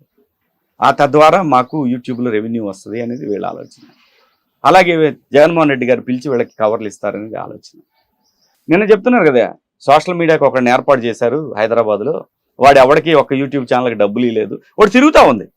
అవును, చూసాం కదా, పేర్లు అనవసరం, ప్రజలకు అన్నీ తెలుసు. ముసుగులు వేసుకొని డ్రామాలాడి ఛానల్స్ ఉన్నాయి కదా అని ఇష్టం వచ్చినట్టు రెచ్చిపోతే ప్రజల అమాయకులా? నిజమేంటో తెలియదా వాళ్ళకి? ప్రజలు యూట్యూబ్ లో వచ్చినాయి, ఇంకా ఎలక్షన్ టువర్డ్స్ ఎన్ని యూట్యూబ్ ఛానల్స్ అవన్నీ కూడా నిన్న బయటపడేసరికి ఏమైంది పరిస్థితి? ప్రజలు అనుకుంటారు ఇవన్నీ చూడరు, మనం ఏం చెప్తే అదే నిజం. ఎప్పుడు అనుకోరండి, ప్రజలు అమాయకులు కాదండి. తటస్థంగా 30% పైన ఉంటారు సార్, 30% పైన తటస్థ ఓటర్లు ఉంటారు. న్యూట్రల్ ఓటు ఉంటుంది, తటస్థ 30% పైన ఉంటారు. అంటే వాళ్ళే బ్యాంక్ వీళ్ళకి, వాళ్ళ ఓట్ బ్యాంక్ వాళ్ళకి ఉండగా వాళ్ళే నిర్ణేతలు. వాళ్ళేం చేశారు? తొంగలకు తొక్కేశారు. ఇంకా కూడా పడ్డా కూడా పోలవరం గురించి, పోలవరంలో చంద్రబాబు నాయుడు చేతులు ఎత్తేసాడు అని చెప్పి యూట్యూబ్ ఛానల్స్ అన్నదేంటి? మీరు చెప్పేదేంటి? జరిగింది ఒకటి మాట్లాడితే వీళ్ళు ఏంటంటే అండి, ఇలా ఈ అబద్ధ ప్రచారాలని ఒళ్ళంతా ఎక్కించుకున్న యూట్యూబ్ ఛానల్స్ ఉన్నాయి. దర్శిలో ఒక అబ్బాయి ఉంటాడు, ఇంకోటి అక్కడ ఇంకొక ముస్లిం కుర్రాడు ఒక అబ్బాయి ఉంటాడు, అలాగే పీడీటీవీ అనే అబ్బాయి ఇంకొక ముస్లిం కుర్రాడు, అలాగే అమెరికాలో ఒక అతను ఉంటాడు, యూకేలో ఒక అతను ఉంటాడు, ఇక్కడ హైదరాబాద్లో మొన్నటిదాకా మెయిన్ స్ట్రీమ్ ఛానల్లో పనిచేసి ఇంకొక యూట్యూబ్ ఛానల్ పెట్టిన అతను, ఐ డ్రీమ్ ఒకటి, ఆ స్వప్న, వీళ్ళందరూ అండి. ఇది ఇది ఒక వలయంలాగా తయారు చేసి పడేసి ఒక్క రోజున ఎవరన్నా బూతులు మాట్లాడామండి, వ్యక్తిగతంగా ఎవరన్నా మాట్లాడానండి, నా గురించి ఇష్టం వచ్చినట్టు మాట్లాడతారు, తోలు తీస్తా, ఇంకా నేను కంప్లైంట్ ఇస్తా, తీసుకొస్తారు పోలీసులు, తెలుస్తుంది మీకు. ఏం RRRని తీసుకొచ్చి మీరు ఒళ్ళు హోనం చేయాలా? మీరంతా చేయలేరా? అది ప్రజాస్వామ్యమా? కానీ అది చాలా దారుణమైన ఘటన. వాళ్ళ ఓన్ మాటకు కూడా ఒక హద్దు ఉంటుందండి. హద్దు మీరితే ముడ్డి బగులుద్ది. ప్రభుత్వం ఇప్పుడు చూడదా? ప్రభుత్వం 5 సంవత్సరాలు మమ్మల్ని ఏడిపించారు కదా, అంటే 5 సంవత్సరాలు మీరు ఏడిపిస్తే 5 సంవత్సరాలు మేము ఏడిపిస్తే అదే ప్రజలకి ఎంటర్టైన్మెంట్. ప్రోగ్రెస్ దెబ్బతిన్నట్లు. ఏదైనా సరే నిర్మాణాత్మకంగా ఉండాలి విమర్శ అనేది. ఇప్పుడు అందరూ చాలా మంది చంద్రబాబు నాయుడు గారిని ఇన్ని రకాల వంకర్ల మాటలు మాట్లాడతారండి వీళ్ళంతా. లోకేష్ బాబుని కనీసం కొన్ని కోట్ల రూపాయలు పెట్టి పప్పు అని చెప్పి క్రియేట్ చేయడానికి 5 సంవత్సరాలు పడితే, ఈ 5 సంవత్సరాలది ఒక యువగళంతో లెఫ్ట్ లెగ్ తో తంతే 90,000 మెజార్టీతో గెలిచాడు. మీ నాయకుడి కంటే ఎక్కువ మెజార్టీతో గెలిచాడు. రాసి పెట్టుకోండి, భవిష్యత్ చీఫ్ మినిస్టర్ అతను. భవిష్యత్తులో ముఖ్యమంత్రులు ఆంధ్రప్రదేశ్కి ఓ పవన్ కళ్యాణ్ గారు, ఒక లోకేష్ బాబు, వీళ్ళు. ఇప్పుడు వీళ్ళు 5 ఏళ్ళు ఎట్లా సస్టైన్ చేయగలుగుతారండి? బికాస్ ప్రతిపక్ష హోదా కూడా రాలేదు కదా. దాని మీద మీదైన కామెంట్ ఏంటి? ఏమంటే హైదరాబాద్ బేస్డ్ ఇంకో 10 యూట్యూబ్ ఛానల్స్ వస్తాయి, అది ఓకే. యూట్యూబ్ లో పెట్టి ఉపయోగం ఏముంది? దాంతో విషయం చెప్పాలని ట్రై చేస్తారు, తీసుకెళ్లి ముడ్డు బావలు నొక్కుతారు నిజం ఇదే అని చెప్పి. కాదు, ఈ విషయంతో మీ బిడ్డల భవిష్యత్తు ఎలా బాగుంటుందని మీరు అనుకుంటున్నారు? అది చెప్పండి ఫస్ట్. అంటే మీరే చెప్తున్నారు కదా, ఇప్పుడు హైదరాబాద్ లో ఉండి ఇక్కడ చిమ్ముతారు, విషం పడేది వెళ్ళి ఏపీలో పడుతుంది, ఏం సంబంధం ఉండదు కదా. ఆ పోలీసులు వచ్చి రాకపోతారు కదా. ప్రభుత్వం ఇప్పుడు నిర్మాణాత్మకంగా ప్రభుత్వం విమర్శండి, తప్పు చేసిందా, ఇదిగోండి పలానా తప్పుడు సాక్ష్యాధారాలతో ఇది చూపించండి. ఇప్పుడు ఉదాహరణకి సాయి నిన్న ఫర్నిచర్ విషయంలో చంద్రబాబు నాయుడు గారు అప్పుడు తీసుకున్నారు. అరే ఎప్పుడు తీసుకున్నాడు చెప్పురా, ఎప్పుడు తీసుకున్నాడు చంద్రబాబు నాయుడు ఫర్నిచర్ చెప్పు. 2004 వరకు ఇక్కడే ఉన్నాడు. రాజశేఖర రెడ్డి గారు ఏ రోజు ఫర్నిచర్ తీసిపోయాం అలా. 2014 నుంచి 19 వరకు ఉన్నాడు. చంద్రబాబు నాయుడు గారిని జగన్మోహన్ రెడ్డి గారు కానీ వాళ్ళ గవర్నమెంట్ నువ్వు ఫర్నిచర్ తీసిపోయావని ఎప్పుడు చెప్పలా. ఎప్పుడు రా సాయి తీసుకెళ్లారు? సారీ చిన్నోడు వెళ్ళే, నాకన్నా నువ్వేం పెద్ద తోపు కాదు కానీ ఎప్పుడు తీసుకెళ్లారు సాయి? వద్దు, నీ బిడ్డలకు మంచిది కాదు. నువ్వు అనుకుంటున్నావు మనం చేసిన పాపాలు మన బిడ్డలకు వస్తాయి. గుర్తుపెట్టుకో, నిర్మాణాత్మకంగా మంచి సద్విమర్శ చెయ్యి. నేను చాలా మూతంతా మొహంతా తిప్పుకుంటా తెలుగు భాషని అన్ని అష్టవంకర్లు తిప్పుతా మాట్లాడితే నమ్మేస్తారు అనుకుంటున్నారా? నమ్మలేదు కదా. ఇప్పుడు రిజల్ట్ ఫలితాలు అయినా సిగ్గులేదు, ఎందుకంటే వాడు కవర్ పంపడు మళ్ళీ నెల తిరిగి వచ్చేసరికి. అది కదా వీడి ఇన్కమ్ అంతా పోయింది అక్కడ కదా. చంద్రబాబు నాయుడు గారు వాళ్ళు కడుపులు కొట్టారంటారు, అంతే కదా మరి. ఇప్పుడు చూడండి వీళ్ళ వ్యూస్ ఎలా ఉన్నాయి ఇప్పుడు చూడండి. జనం అదే ఒక్కడే పట్టుమని 10,000 కూడా దాటలేదు ఏ వ్యూ, ఏ వీడియో పెట్టినా. అది పబ్లిక్ వ్యూయింగ్ కదా, తెలిసిపోతుంది అందరికి facts and figures. First thing, ఒక కులం మీద పిచ్చి ప్రేమ, ఒక కులం మీద అపరిమితమైన విద్వేషం ఎప్పుడూ మంచిది కాదు, ఎప్పుడు మంచిది కాదు వ్యవస్థకి. ఇప్పుడు అన్నిటినీ కులాభిమానం ఉండాలి కానీ కుల దురభిమానం ఉండకూడదు. అంత దురభిమానాన్ని పెంచుకోకూడదు మనం. ఏ కులమైనా సరే. ఎంతో మంది పన్నులు కడితే జిల్లా పరిషత్ స్కూల్లో చదువుకొని ఇక్కడ రాకొచ్చాం. మీరైనా నేనైనా అందరూ అంతే. ప్రభుత్వ పాఠశాలలో చదువుకొని అన్ని కులాల పన్నులు కడితేనే కదా. కులం ఏంట్రా బాబు? దాన్ని ఒకదాన్ని హైలైట్ చేస్తూ నాకు ఇప్పుడు కూడా ఆశ్చర్యకరమైన విషయం ఏంటో తెలుసా అండి, ఉండవల్లి అరుణ్ కుమార్ అనేటువంటి వయసు మళ్ళిన కుళ్ళు బుర్రతోటి ఆ మనిషి 2 స్ట్రైట్ మాటలు మాట్లాడి 200 వంకరల మాటలు మాట్లాడతాడు. ఈ వయసు ఏంటి సార్ మీది? నిన్నెవరో ఒక ఆవిడ వీడియో కూడా పెట్టారు, అదే అప్పుడు ఎందుకు చెప్పలేదు దీని ఖరీదులు దాని ఖరీదులు. అతను ఏమన్నాడు తెలుసా, మీకు ఒకటి చెప్తానండి. ఇంకొకటి విషయం అంటే, ఇప్పుడు ఇతనికి అర్బన్లో ఉందనుకుంటున్నారు, అది మీరు అందరు నన్ను తిడుతున్నారు. ఏంటంటే మీరు రాయమండ్రిలో కూర్చొని మీరేంటంటే ఎలా మాడతారు, ఒకసారి పల్లెటూరు వచ్చి చూడండి సార్ ఎంత ఉందో. దింపారు కదా సార్ బాగా జనం పల్లెటూరులో కూడా. సార్ మీకు పిల్లలు ఉన్నారు, మనవాళ్ళు ఉన్నారు, నిజం మాట్లాడండి సార్, నిజాయితీగా మాట్లాడాలనుకుంటే. మీరే వానప్రస్థంలో ఉన్నాను, నేను రాజకీయాలు మానేశాను అని చెప్పారు. కుళ్ళు ఎందుకు మాట్లాడతారు సార్? ఇది భావితరాలు భవిష్యత్తు అండి. మీరు పోతారు, మీ తర్వాత మేము పోతాం. మనం పోయేటప్పుడు ప్రశాంతంగా పోవాలి. కుళ్ళి చచ్చే సావు మనకొద్దు సార్. ఆ తెలకపల్లి రవి అని ఉంటాడు, ఒళ్ళంతా విషం ఆయనకి, రవి గారికి ఒళ్ళంతా ఆంధ్రప్రదేశ్ మీద, చంద్రబాబు నాయుడు ప్రభుత్వం మీద మొత్తం ఎట్టకారం విషం. వారికి ఎందుకో అంత కసి నాకు అర్థం కాలేదు. ఎందుకు సార్? పాస్ట్ వీడియోలు మొత్తం తీసి చూడండి. అంత విషయం ఎందుకు అంటున్నాను? ఏంటి నువ్వేనా ఆపగలవా? నేనేమన్నా ఆపగలనా? నేను జగన్మోహన్ రెడ్డి గారిని విమర్శిస్తాను, దానివల్ల జగన్మోహన్ రెడ్డి గారి విజయం ఆగుద్దా? లేనిపోయిన మాటలు మాట్లాడి నేను చెడ్డోడిని అవ్వకూడదుగా. మీరు చెడ్డవడం తప్పితే దానివల్ల ఒరిగేది ఏంటి? రవి గారికి ఒరిగేదేంటి? వారి వయసు ఎంత? వారు ఎక్కడ పనిచేశారు? ఎటువంటి కమ్యూనిస్టు భావాలతో పనిచేసి చివరికి 2004 నుంచి ఒక్కసారి మీ జర్నలిజం, మీ వ్యూ ఒక్కసారి చూసుకోండి. మీ మనవాళ్ళని అడగండి చెప్తారు వాళ్ళు, మీ బిడ్డలను అడగండి చెప్తారు వాళ్ళు. ఎవరి కోసం సార్? మీ పర్సెప్షన్లో ఇప్పుడు 11 సీట్లతో ప్రతిపక్ష హోదా కూడా రాని వైఎస్ఆర్సీపీకి వాళ్ళు అంటే విషం చిమ్మడం అవన్నీ ఇంకా కామన్ రొటీన్గా జరిగేది అనుకోండి ప్రతిపక్షాలుగా, హోదా లేకపోయినప్పటికీ కూడా. బట్ వాళ్ళ తాలూకా కార్యాచరణ ఎలా ఉండబోవచ్చు అని మీ ఉద్దేశం అండి? ఎందుకంటే అసెంబ్లీకి వస్తారా రారా అన్నది ఒక, జగన్మోహన్ రెడ్డి గారు వస్తారా రారా అన్నది ఒక మళ్ళీ $1 మిలియన్ క్వశ్చన్. అక్కడ మీ పెర్సెప్షన్ ఎట్లా ఉంది? మీరు ఇంత బాగా నేను అనుకుంటా వస్తారనుకుంటున్నాను. వస్తారు, రాకుండా ఉండరు. కొంతమంది రాకపోవచ్చు అందులో. మరి జగన్మోహన్ రెడ్డి గారు నేను అనుకుంటున్నాను లేకపోతే అసలు పూర్తిగా సంకనాగిపోద్ది పార్టీ అని చెప్పి ఆయన రావచ్చు. లేదంటే ఆయన యథాలాపంగా నాకు కోర్టు కేసులు ఉన్నాయి కాబట్టి నేను రాలేకపోతున్నానని చెప్పొచ్చు. కొన్నాళ్ళు కష్టమే సార్. నిర్మాణాత్మకంగా పనిచేస్తే ఈయన మళ్ళీ అంత దూరం వెళ్ళటం అనేది నేను చూసినటువంటి ఆంధ్రప్రదేశ్లో 2019 నుంచి నేను చూసిన ఆంధ్రప్రదేశ్లో భవిష్యత్తులో జగన్మోహన్ రెడ్డి గారు ముఖ్యమంత్రి అవ్వటం జరగని పని. పార్టీ సస్టైన్ ఇది గడిచిన ఎన్నికలు ప్రజలు వర్సెస్ జగన్మోహన్ రెడ్డి కసితో ఇక మళ్ళీ ఎప్పటికీ రాకూడదు అని వేశారు సార్.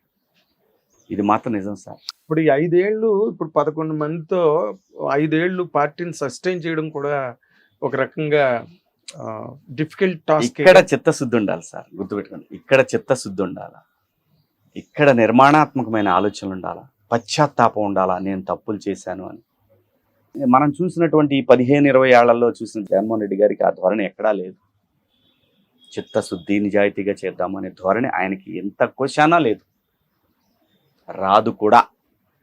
ఆయన నేచర్ కాదు. మీకు ఇంకోటి కూడా చెప్తున్నాను, ఎందుకు సాధ్యం కాకపోవచ్చు ఆయనకంటే, రేపు పొద్దున నియోజకవర్గాల పునర్విభజన కూడా జరగబోతా ఉంది. వాళ్ళ నాన్నగారు ఏదైతే చేసిపోయారో మళ్ళీ తిరిగి వారి దగ్గరకు వచ్చేస్తుంది. ఇప్పుడు వాళ్ళ నాన్నగారు ఎంత తెలివిగా అంటే తెలుగుదేశం పార్టీ కంచుకోవటలన్నింటినీ బద్దలు కొట్టి విడదీసి వాటిని ఇచ్చేసారు, రీఆర్గనైజ్ చేస్తారు. మళ్ళీ ఇప్పుడు ఆ అవకాశం తెలుగుదేశం పార్టీకి వచ్చింది. నువ్వు నేర్పిన విద్యే కదా.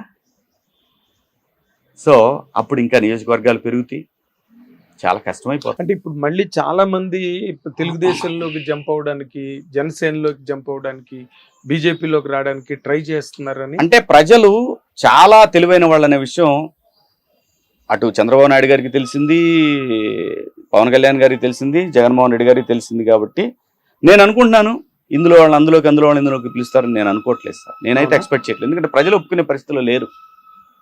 నిన్నటిదాకా తప్పుడు పనులు చేసిన ఈ తప్పుడు నా బిడ్డ ఈరోజు మళ్ళీ నీ పార్టీకి వస్తానంటే నువ్వు తీసుకుంటే నీ క్యాడర్ అంతా ఏమవుతారు, నీ కోసం జెండాలు మోసిన వాళ్ళందరూ ఏమవుతారు?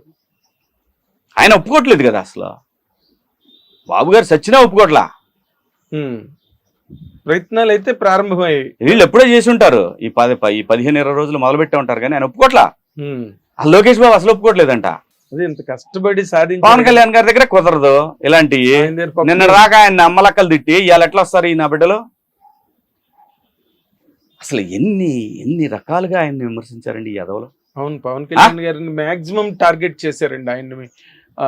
అంటే ఆయన కంప్లీట్ గా క్యారెక్టర్ బ్లాక్ పెయింట్ చేయడానికి మాక్సిమం. మరి వీళ్ళే బీజేపీలో భర్తీ చేర్చుకుంటారా బీజేపీ వాళ్ళు?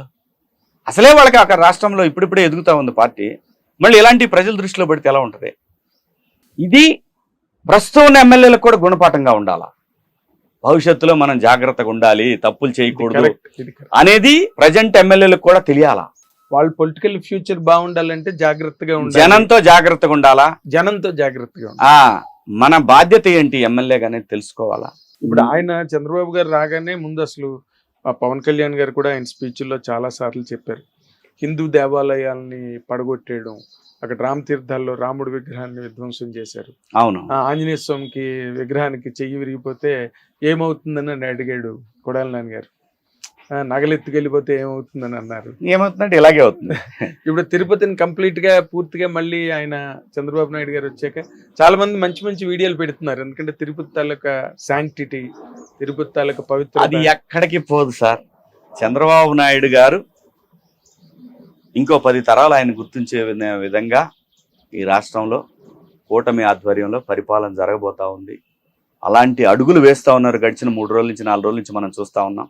అంటే ఇంకోటి కూడా సార్, ఇక్కడ అత్యంత దుర్మార్గమైన విషయం ఏంటంటే ఐఏఎస్లు ఐపీఎస్లు వాళ్ళు బిహేవ్ చేసిన విధానం అత్యంత అమానుషమైనటువంటిది.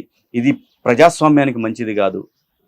ప్రజలకి ప్రభుత్వానికి మధ్య ఒక మంచి స్ట్రాంగ్ పిల్లర్స్గా ఉండాల్సిన ఐఏఎస్లు ఐపీఎస్లు స్వార్థ ప్రయోజనాల కోసం రాజు ఏం చెప్పాడు కదా అనేది అది చేసుకుంటా పోతే ఈ రోజు బలైంది ఎవరు? మీరే కదా. మీరు బలయ్యి ప్రజల్ని 5 సంవత్సరాల పాటు నరకానికి గురి చేశారు మీరంతా. ఆయన వెంకటేశ్వర్లు గారిని కూడా చాలా అరెస్ట్ చేసి, ఏపీ వెంకటేశ్వరరావు గారు అవును అత్యంత నిజాయితీ పరుడైన వ్యక్తిని అత్యంత అవినీతి పరుడుగా క్రియేట్ చేసి ఆయన్ని హైకోర్టు సుప్రీంకోర్టు పదే ఆయనకు ఉద్యోగం ఏమన్నా ఇవ్వకుండా లాస్ట్ డేలో జవహర్ రెడ్డి గారు ఇక తప్పదు ప్రజలు ఆల్రెడీ చీకొట్టారు నన్ను అని చెప్పించారు. అసలు మీకు తెలుసా, జవహర్ రెడ్డి గారిని చంద్రబాబు నాయుడు గారు చూసుకున్నంత అభిమానంగా ఏ ముఖ్యమంత్రి చూసుకోలేదు సార్. అంత గౌరవించి ఆయనకి అంత అటువంటి పదవులు ఇచ్చి ఆయన్ని he valued IPS IAS system ని మొన్న కూడా ఆయన సమావేశంలో చెప్పారు కదా, చాలా most qualitative services in the country. ఇదేంటండి జగన్మోహన్ రెడ్డి గారు, నా హక్కయ్యా మా నాన్నయ్య నేను అవ్వాలి కాబట్టి నేను అవుతానయ్యా, నన్ను మీరందరూ రే మన బ్యాచ్ మొత్తం ఇదే దీని మీదనే ఉండండిరా అనే పద్ధతిలోనే ఉన్నాడు సార్ ఆయన. ఎగ్జాక్ట్లీ అంతే. అది ప్రజలు అంగీకరించారు సార్. ఇది ప్రజాస్వామ్యం సార్. మీరు నియంతృత్వ ధోరణిలో నియంతృత్వ పోకళ్ళు ఎమ్మెల్యేలు మీరు ఇంట్లో నుంచి బయటకు కదలకుండా మీరు అక్కడికి వస్తే అక్కడ పరదాలు కట్టుకుని మీరు అక్కడికి వెళ్తే అక్కడ చెట్లు నరికేస్తే ప్రకృతి ఎందుకు చూస్తా ఊరుకుంటుంది గురువు? నిన్ను కంచె వేసుకున్నావు నీ ఇంటికి, ఇంకెంతకన్నా నీకు భయం ఏంటి? ఐరన్ కంచె వేసుకున్నావు గురు. ప్రధానమంత్రికి వాళ్ళకి నిత్యం టెర్రరిస్టులు థ్రెట్లో ఉండే వాళ్ళకే లేని కంచె నీకెందుకయ్యా కంచె? ముఖ్యమంత్రి గారు మాజీ గారు మీకెందుకు అంత కంచె ఎందుకు? మిమ్మల్ని ఎవరేం చేస్తారు అసలు? మిమ్మల్ని చేయాలనుకుంటే మీకు 5 ఏళ్ల క్రితం మీరు పాదయాత్ర చేసేవాళ్ళ? అటువంటి ధోరణి ఉన్నటువంటి రాజకీయ నాయకులు ఆంధ్రప్రదేశ్లో ఉన్నారా? అవును, స్వేచ్ఛా ప్రపంచంలో తిరిగాడు కదా చాలా కాలం. ఇప్పుడు ఎందుకు నువ్వు అట్లా చేస్తున్నావు? నీకు అంత భయం ఏంటి అంటే నువ్వు తప్పు చేసావు. నిన్న కొత్తగా ఈవీఎంల మీద మళ్ళీ ట్వీట్ చేయడం, ఈవీఎం మీద నాకు కూడా అనుమానాలు ఉంది సార్. నేనేమి అబద్ధం ఆడేవాడిని కాదు. నాకు కూడా అనుమానాలు ఉన్నాయి. అనుమానమే. నేను మళ్ళీ అబద్ధం ఆడాను, నా వల్ల కాదు అబద్ధం ఆడటం. కానీ అది అప్పుడు వ్యక్తం చేశా, నేను అప్పుడు వ్యక్తం చేశా 2019లో. కానీ కోర్టుకి ఈసీ ఛాలెంజ్ చేసింది. ఎవరైనా సరే ప్రపంచంలో ఈ ఈవీఎంలను గనక హ్యాక్ చేయగలిగితే ఈ వ్యవస్థను కంప్లీట్గా రద్దు చేస్తామని చెప్పింది. ఎవరూ రాలా. బేసిక్గా ఇంకోటి ఏంటంటే దానికి బ్లూటూత్ ఉండదు, వైఫై బ్లూటూత్ లేదు, వైఫై ఉండదు, కనెక్టింగ్ ఉండదు. ఓన్లీ వివిప్యాట్ మిషన్, అది వివిప్యాట్ ఈ 2 మాత్రమే కనెక్ట్ అయి ఉంటాయి. పైగా దాని తర్వాత ఏం చేస్తారంటే బ్యాటరీలు తీసేస్తారంట. సబ్జెక్ట్ టు కరెక్షన్ అయిపోగానే బ్యాటరీ తీసేస్తారు. ఇంకా దాంట్లో స్టోర్ అయింది అలా ఉంటది అంతే, చిప్లో ఫర్దర్ గా ఆపరేషన్ ఉండదు.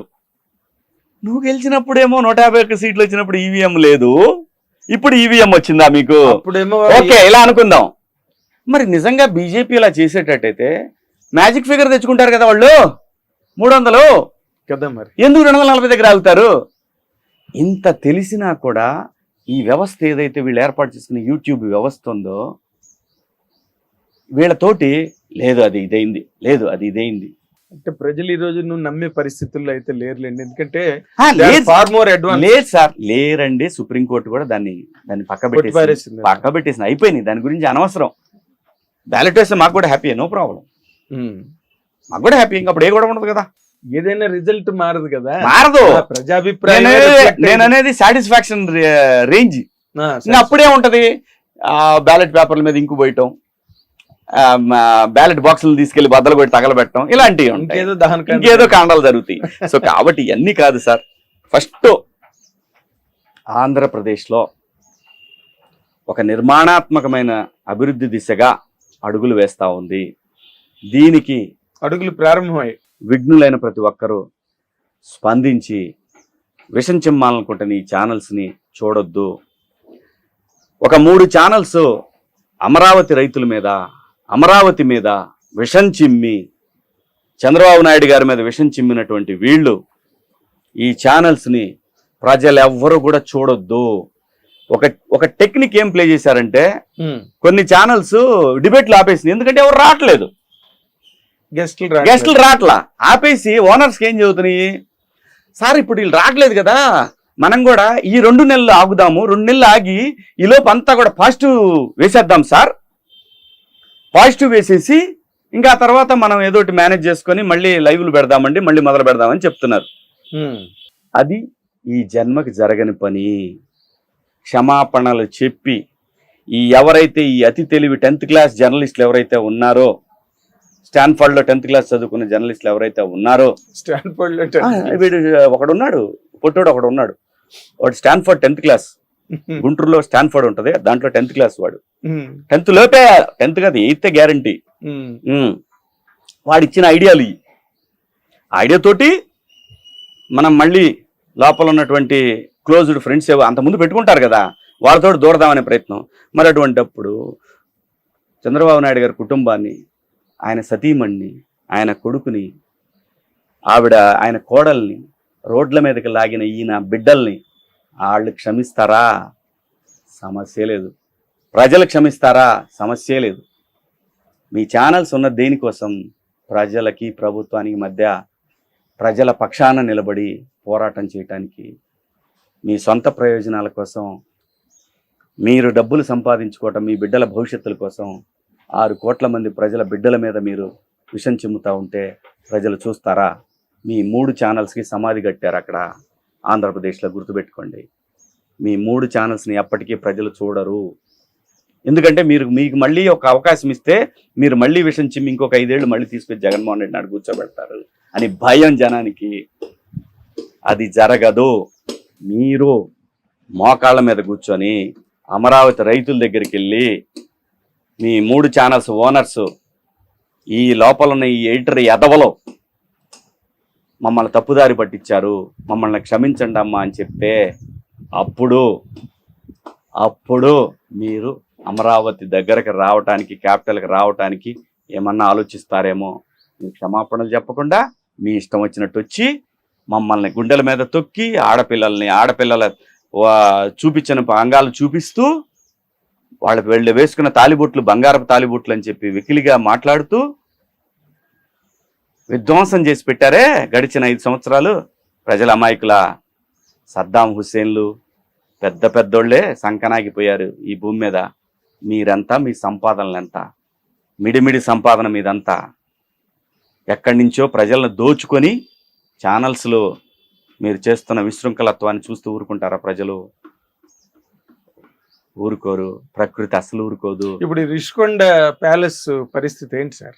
ఏమంటే తెలియదండి, ఆయన ప్రభుత్వం నిర్ణయించాలా, మనం ఊరికే ఫేక్ న్యూస్లు చెప్పినా ఉపయోగం ఉండదు. అది ఎటు కాకుండా నాకు హోటల్కి ఎలా చేస్తారో తెలియదు. మళ్ళీ ఏమైనా రూములు రెనోవేషన్ చేసి, రెనోవేషన్ అంటే కొత్తగా ఏమైనా పార్టీషన్లు చేసి రూములు పెడతారా? లేదన్నా ఒక ఐకానిక్ హోటల్ లాగా ఏదన్నా కన్వెన్షన్ ప్రైవేట్ సంస్థకి ఇవ్వాలండి. డబ్బులు వస్తే ఆ డబ్బులతోటి ప్రజలకు ఉపయోగపడే పనులు, రెవెన్యూ జనరేషన్, ఇది ఇంపార్టెంట్ అనేది అనిపించిందండి నాకు. నా వ్యక్తిగత అభిప్రాయం. అక్కడ ఏం జరుగుతుందో ఇంకా మనకు తెలియదు. బట్ దాని మీద అయితే ఇప్పుడు ఒక నిఘా జరుగుతోంది. అసలు ఏంటి ఇది, ఎలా చాలా ఉంటాయి సార్. నేను నిజం చెప్తున్నా కదా సార్, ప్రజలకు ఎప్పుడూ అర్థమైపోయిందండి. పథకాలు ఇస్తే ఇయ్యరు సార్. ఇప్పుడు వీళ్ళంతా కూడా ఈ బ్యాచ్ ఉంది కదా, ఈ ఉండవల్లి, ఈ తెలకపల్లి, ఈ సాయి, ఈ బ్యాచ్లు ఉన్నాయి కదా, IYR, ఈ బ్యాచ్లు ఉన్నాయి కదా, వీళ్ళంతా ఇప్పుడు మీరు ఆ పథకాలు చెప్పారు, ఏంది అది వాళ్ళు ప్రజలు అడుగుతారు. మీరెవరు ఆడటానికి? మీరు అడిగినా కానీ ఎవడబట్టించుకుంటాడు? వాళ్ళకి తెలుసు వాళ్ళకి ఏమేమి జరుగుతాయో మంచి చెడులు అన్నీ వాళ్ళకి తెలుసు. చేయగలిగి చెప్పారు. కానీ అంటే రాజకీయాల్లో లేకపోతే ఎన్నికల్లో జయాలన్నది వాటి తాలూకు డెసిషన్ వేరేగా ఉన్నప్పటికీ కూడా ఈసారి వచ్చింది ఒక సివిల్ వారేనండి. సివిల్ రెవల్యూషన్ లాగా. అవును, అమెరికాలో సివిల్ వార్ ఎలాగైతే వచ్చిందో మనం చరిత్రలో అదే ఇది అలా అసలు నేషనల్ లెవెల్లోనే అందరూ దిగ్భ్రమ చెంది. అంటే నేను అదే చెప్తున్నాను సార్, జగన్మోహన్ రెడ్డి గారు లాంటి మనుషులు రాజకీయాలకు పనికిరారు, వారి మనస్తత్వానికి పనికిరారు. Everybody waited for the election అంతే. అందుకే అంతమంది అంత ఒక వేవ్ లాగా వచ్చి వేసిపోయారు సార్. ఎక్కడెక్కడి నుంచి ఒక వేవ్, అదొక ఉప్పెన వరకు కూడా ఓటింగ్లు చేసి పథకాలకు వేసారంటాడు. ఐవయ్యారు, ఈ తలకపల్లి గారు, ఆయన ఉండవల్లి గారు, వీళ్ళంతా అంటే అక్కడ 2 దాకా ఉన్నారండి. జగన్మోహన్ రెడ్డి ఇచ్చిన పథకాలకి గ్రామీణ ప్రాంతాల్లో ఈ 3 ఛానల్స్ లో చూడాలా. అసలు వాళ్ళు ఇచ్చలు విడతాను. ప్రజలు బగలు తీసి ఉప్పు, కారం, పసుపు అన్నీ పెడతారు. మనం ఏం చేయాలి? ప్రజలకు చేతనైతే మేలు చేసి రాజకీయ నాయకుల్లో ఒక రకమైన భయం, ప్రజలను దోచుకున్నా, ప్రజల యొక్క ఆస్తుల మీదకి వెళ్ళినా అమ్మో ఒక 4th ఎస్టేట్ ఉందని భయపడాల. అలాంటిది వదిలేసి చదువు సంధ్య లేని వాళ్ళని, ఎదవల్ని తీసుకొచ్చి ఈ పెద్ద సీట్లలో కూర్చోబెడితే ఇలాగే ఉంటుంది. పైగా ఈ ఎదవల వల్లే సగం జగన్మోహన్ రెడ్డి గారు నాశనం అయిపోయాడు. నిజం చెప్తున్నా మీకు. అతను ఆయన కాదు, మాట తప్పడు, మడింత ఎవరిదయ్యా, ఎవరి సొమ్ము ఎవరికి పెడుతున్నారు వీళ్ళందరూ? ఎవరి సొమ్ము ఎవరికి ఇస్తున్నారు? ప్రజల సొమ్ము ప్రజలకి వెళ్తుంది. దాంట్లో మాట తప్పకపోవడం, మడం తిప్పేది ఏంటి నాకు అర్థం కాల. పులివెందులు ఏమైనా ఆస్తులన్నీ మొత్తాన్ని ప్రజలకు ఇచ్చావా? లేదు బెంగళూరులో ప్యాలెస్లన్నీ కూడా ఎవరికైనా ఇచ్చావా? హైదరాబాద్ లో మా లోటస్ పాండ్ లో ఉన్న ఎవరికన్నా మీరు పనిచేశారా? పేదలు, పెత్తందారులు, ఎవడు పెత్తందారి? 7-8 ప్యాలెస్లు నువ్వు పెత్తందారువా? నువ్వు పెత్తందారు లెక్క చేసావు, పరిపాలన చేసావు. ఇంకా పవన్ కళ్యాణ్ గారు ఆయన సొంత డబ్బు తీసి ఇచ్చాడు. ఆయన సినిమాల డబ్బులు ఆయన పంచాడు. ఆయన సంపాదించుకున్నది, కష్టపడి సంపాదించి ఆయన ఇచ్చాడు. పర్సనల్ మనీ అది. చంద్రబాబు నాయుడు గారు సంపద సృష్టించాడు. అవును. ఇప్పటిదాకా మీరెవరు చంద్రబాబు నాయుడు గారిని ఇష్టం వచ్చినట్టు బూతులు తిట్టి ఇలా చేస్తే ప్రతి ఒక్కడికి బెంచ్ సర్కిల్లో కూర్చోబెట్టి ఖచ్చితంగా తలకబోస్తాం. Very clear. మనము ఎక్కడో దాక్కొని యూట్యూబ్లో చేస్తున్నామని చెప్తే ప్రభుత్వం మీద కానీ, పవన్ కళ్యాణ్ గారి మీద కానీ, చంద్రబాబు నాయుడు గారి మీద కానీ మీ ఇష్టం వచ్చినట్లు పేట్రేగితే బెంచ్ సర్కిల్లో కుంకుడుగాయలతోటి తలకపోయటం ఖాయం. ఆ తర్వాత మీ ఇష్టం. ఇది మేం కాదు, రాజ్యాలు చేసేది. వ్యక్తిగతమైంది కాదు, ఇది ప్రజల్లో ఒకటిగా చెప్తున్నా. ఎవడైనా సరే నోటికి వచ్చింది మాట్లాడినా, ఇష్టం వచ్చినట్టు విమర్శించినా, ఆంధ్రప్రదేశ్ మీద విషం చిమ్మినా ప్రజలు తలకపోస్తారు. గుర్తుపెట్టుకోండి. ఇప్పుడు నార్మల్గా మీరు ఇన్నాళ్ళు ఇందాక నేను అన్నట్టుగా ఎప్పుడు ఏ రకమైన పదవి కానీ, ఒక హోదా కానీ మీరు ఎప్పుడు ఆశించలే. ఏదో మీ ఉద్యమం మీదే. అవునండి. అంటే ప్యారలల్ స్ట్రీమ్ లాగా మీరు రన్ అవుతూ వచ్చారు. ఏ పొలిటికల్ పార్టీ ఎఫిలియేషన్. 10 ఏళ్ళు నేను చంద్రబాబు నాయుడు గారి ధర్మ పోరాట దీక్ష నుంచి ఈ రోజు వరకు ఖచ్చితంగా ఆయనకి అడ్డంగా నిలబడ్డా. ఎందుకంటే ఆయన ఆలోచన పాజిటివ్గా ఉంది కాబట్టి. తేడా ఉంటే ఉండేవాడు కదా. ఆయన ధర్మ పోరాటం నుంచి ఈ రోజు వరకు తీసుకోండి, ఎవడు బయటకు వచ్చినా రాకపోయినా మాట్లాడి. ఎందుకంటే ఆయనకి ఆంధ్రప్రదేశ్, అమరావతి మీద ఆయనకున్నటువంటి విజన్ నాకు నచ్చింది కాబట్టి నేను సపోర్ట్ చేశా. పవన్ కళ్యాణ్ గారు ఎప్పుడైతే చంద్రబాబు నాయుడు గారిని సపోర్ట్ చేశారో, ఆయనకి ఎప్పుడైతే అమరావతి రైతులకి అండగా నేను ఉంటానని చెప్పారో, ఆ రోజు నుంచి ఈయనంతైతే గౌరవించానో ఆయన్ని కూడా అంతే గౌరవించా. లోకేష్ గారికే మొట్టమొదటి ఫోన్ వెళ్ళింది పవన్ కళ్యాణ్ గారిది. అదే అండి నేను చెప్తున్నా, ఏం కంగారు పడద్దు, నేనున్నానండి. ఇన్నాళ్ళు లోకేష్ బాబుని మీరందరూ అంటే ఎవరైతే విమర్శించారో వాళ్ళందరూ తయారు చేశారో పప్పు అని. ఇప్పుడు చెప్పండి, ఎవరు పప్పు పప్పు అని చెప్పి ఇదిగో ఇవన్నీ మొత్తం నాకే చూపిస్తున్నాయి. జగన్ అన్ని పప్పులు కలిపితే ముద్ద పప్పు జగనన్న. మళ్ళీ ఇదొక వ్యవస్థ తెలుసా మీకు? జగనన్న జగనన్న జగనన్న అని అనిపించుకోవటం, దానికి ఒక కొత్త పెట్టుబడి. కానీ ఇందులో దీన్ని క్రియేట్ చేయడానికి, జగనన్న అనే పదం క్రియేట్ చేయడానికి ఒక పెట్టుబడి. మావయ్య ఏంటయ్యా ఇది హింస కాకపోతే ఇదేంది? ఇది రాచరికం. ఇది ముద్దులు మావయ్య అని కేకేయటం ఏంది? మీకు అందరూ దండవరా బాబు, ఇదేనంటారా మనం నేర్చుకుంటుంది? ఇందులో డ్రామాటిక్ పాయింట్ ఏంటంటే, నార్మల్గా సినిమాలకి రాసే కథల్లో అలాంటి సీన్స్ రాస్తారు ఇన్ జనరల్ గా. అవన్నీ నిజంగా జరిగాయి. చంద్రబాబు నాయుడు గారు నేను మళ్ళీ సీఎం గా మాత్రమే అసెంబ్లీలో అడుగు పెడతానని చెప్పి వెళ్ళిపోవడం, మళ్ళీ ఆయన సీఎం గానే మళ్ళీ అడుగు పెట్టడం.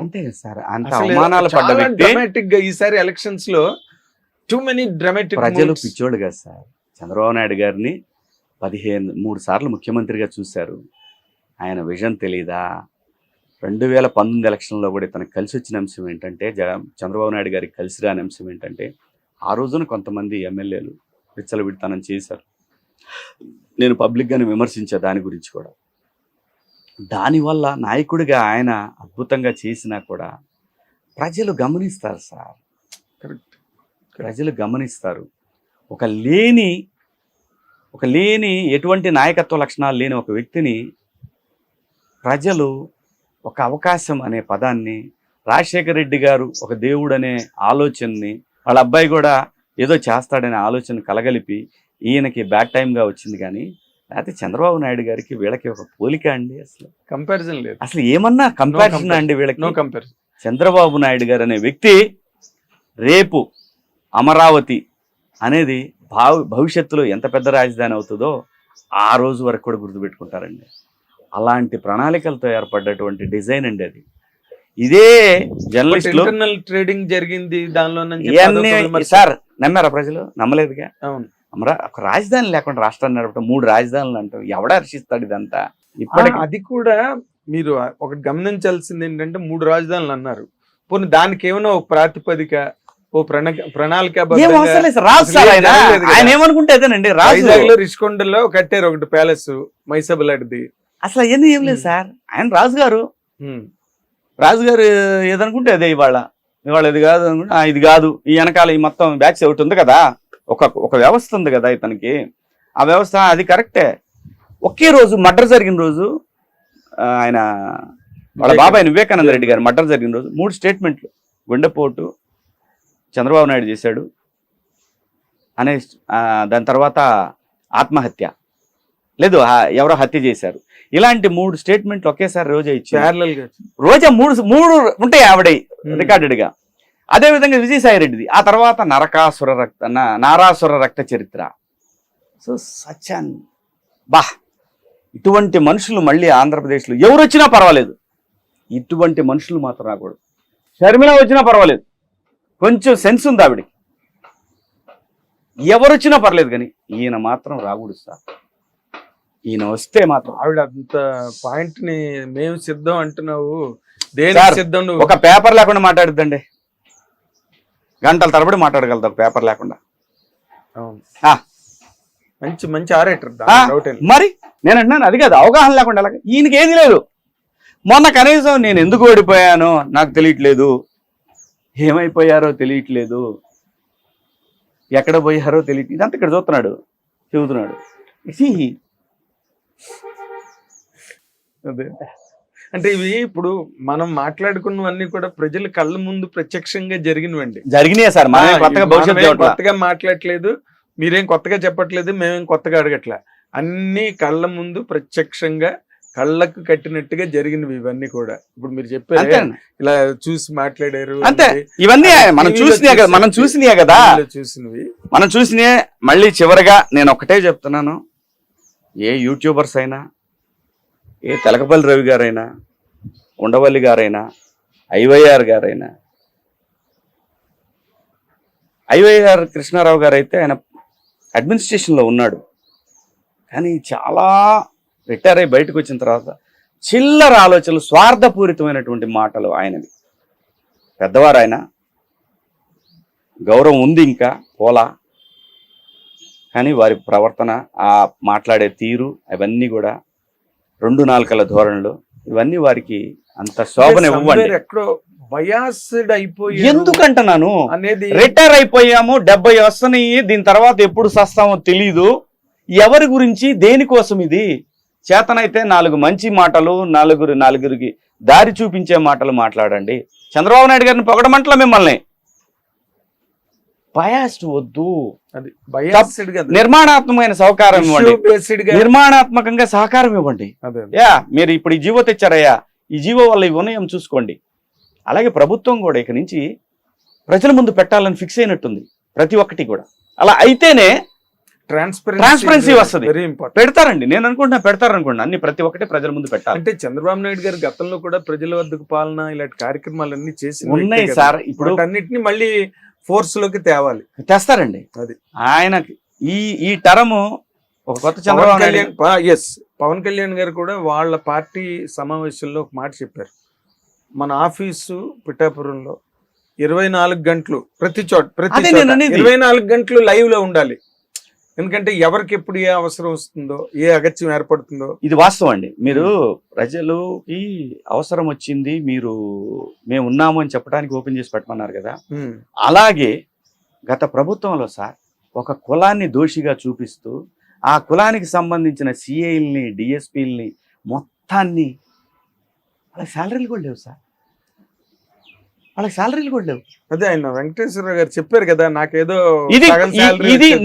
ఇది ప్రభుత్వం గుర్తించాలి. ఇప్పుడు ఖచ్చితంగా వాళ్ళకి న్యాయం చేయాలా, వాళ్ళందరికీ న్యాయం చేయాలి సార్. నేను అనుకుంటున్నా చేస్తాను అనుకుంటున్నా, వాళ్ళందరూ రిప్రజెంటేషన్ తీసుకోవాలా, చేస్తారనుకుంటున్నా. ఎంతమంది సిఐలు ఫోన్ చేస్తారండి పాపం. శివాజీ గారు ఇలా అయిపోయింది సార్ మా బతుకు. విధ్వంసం సార్ జరిగింది. అవును, పరిపాలన కాదు. ఇప్పుడు 5 సంవత్సరాల విధ్వంసం 25 సంవత్సరాల బ్యాక్వర్డ్ అయిపోయింది అభివృద్ధి.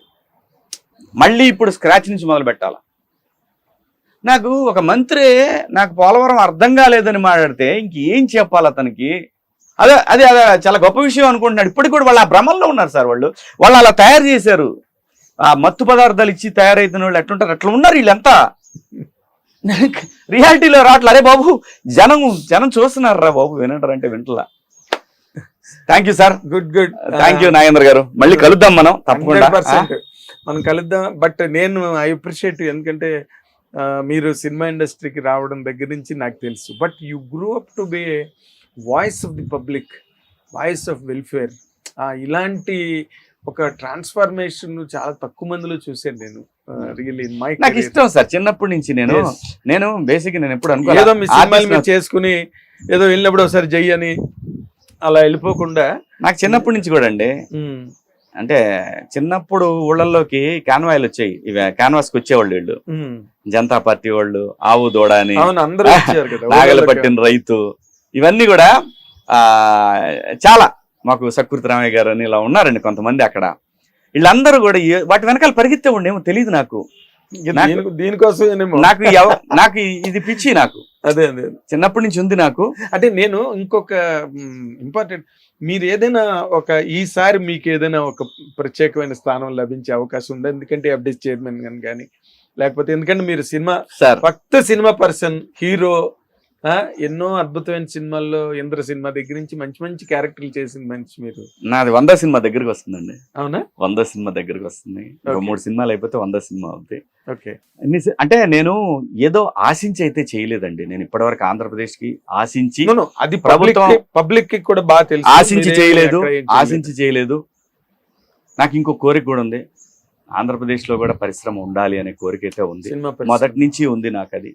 ఎందుకంటే ఆ ప్రాంతం కూడా 65 to 70% రెవెన్యూ, ఈ ప్రాంతంలో 30 to 35% రెవెన్యూ ఉంది. ఇక్కడ పరిశ్రమ ఉండాలా, అక్కడ పరిశ్రమ ఉండాలా. 2 ప్రాంతాల్లో కూడా కళాకారులు, అక్కడి నుంచి వచ్చే కళాకారులు, అక్కడ ఉండే కళాకారులు, ఇక్కడ ఉండే కళాకారులు, అందరికీ న్యాయం జరగాల. టెక్నీషియన్లు అందరికీ న్యాయం జరగాల. చాలా మంది టాలెంట్ ఏమైందంటే ఆంధ్రప్రదేశ్లో ఉన్న పిల్లలు ఇక్కడికి రావాలి, వాళ్ళ టాలెంట్ను ప్రూవ్ చేసుకోవాలి. అలా కాకుండా అక్కడ కూడా వాళ్ళకి అవకాశాలు, అక్కడ సినిమాలు స్టార్ట్ అవ్వాలా. నా 100 సినిమా అయితే పూర్తిగా అమరావతిలోనే జరుగుతుందండి. నేను అక్కడ ఆ సినిమాని నేను అక్కడ చేయాలనుకుంటున్నాను. చంద్రబాబు నాయుడు గారి క్లాప్, పవన్ కళ్యాణ్ గారి యాక్షన్, రేవంత్ రెడ్డి గారితో ఆడియో ఫంక్షన్ ఏంది, నా నిజామాబాద్ లో గానీ వరంగల్ లో గానీ ప్రీ రిలీజ్ ఈవెంట్లు, అటు అమరావతిలో ఓపెనింగ్ అంత తెలుగు 2 రాష్ట్రాలు బాగుండాలి సార్. నా కోరిక 2 రాష్ట్రాలు అన్ని సమానంగా ఉండాలా, అందరికీ సమానమైనటువంటి అవకాశాలు దక్కాలా. మీరు అన్నారే, మీరు అడిగారు కదా పదవులు ఏమైనా తీసుకుంటారా అని. తెలియదు సార్, నా లైఫ్ నాకు తెలియదు.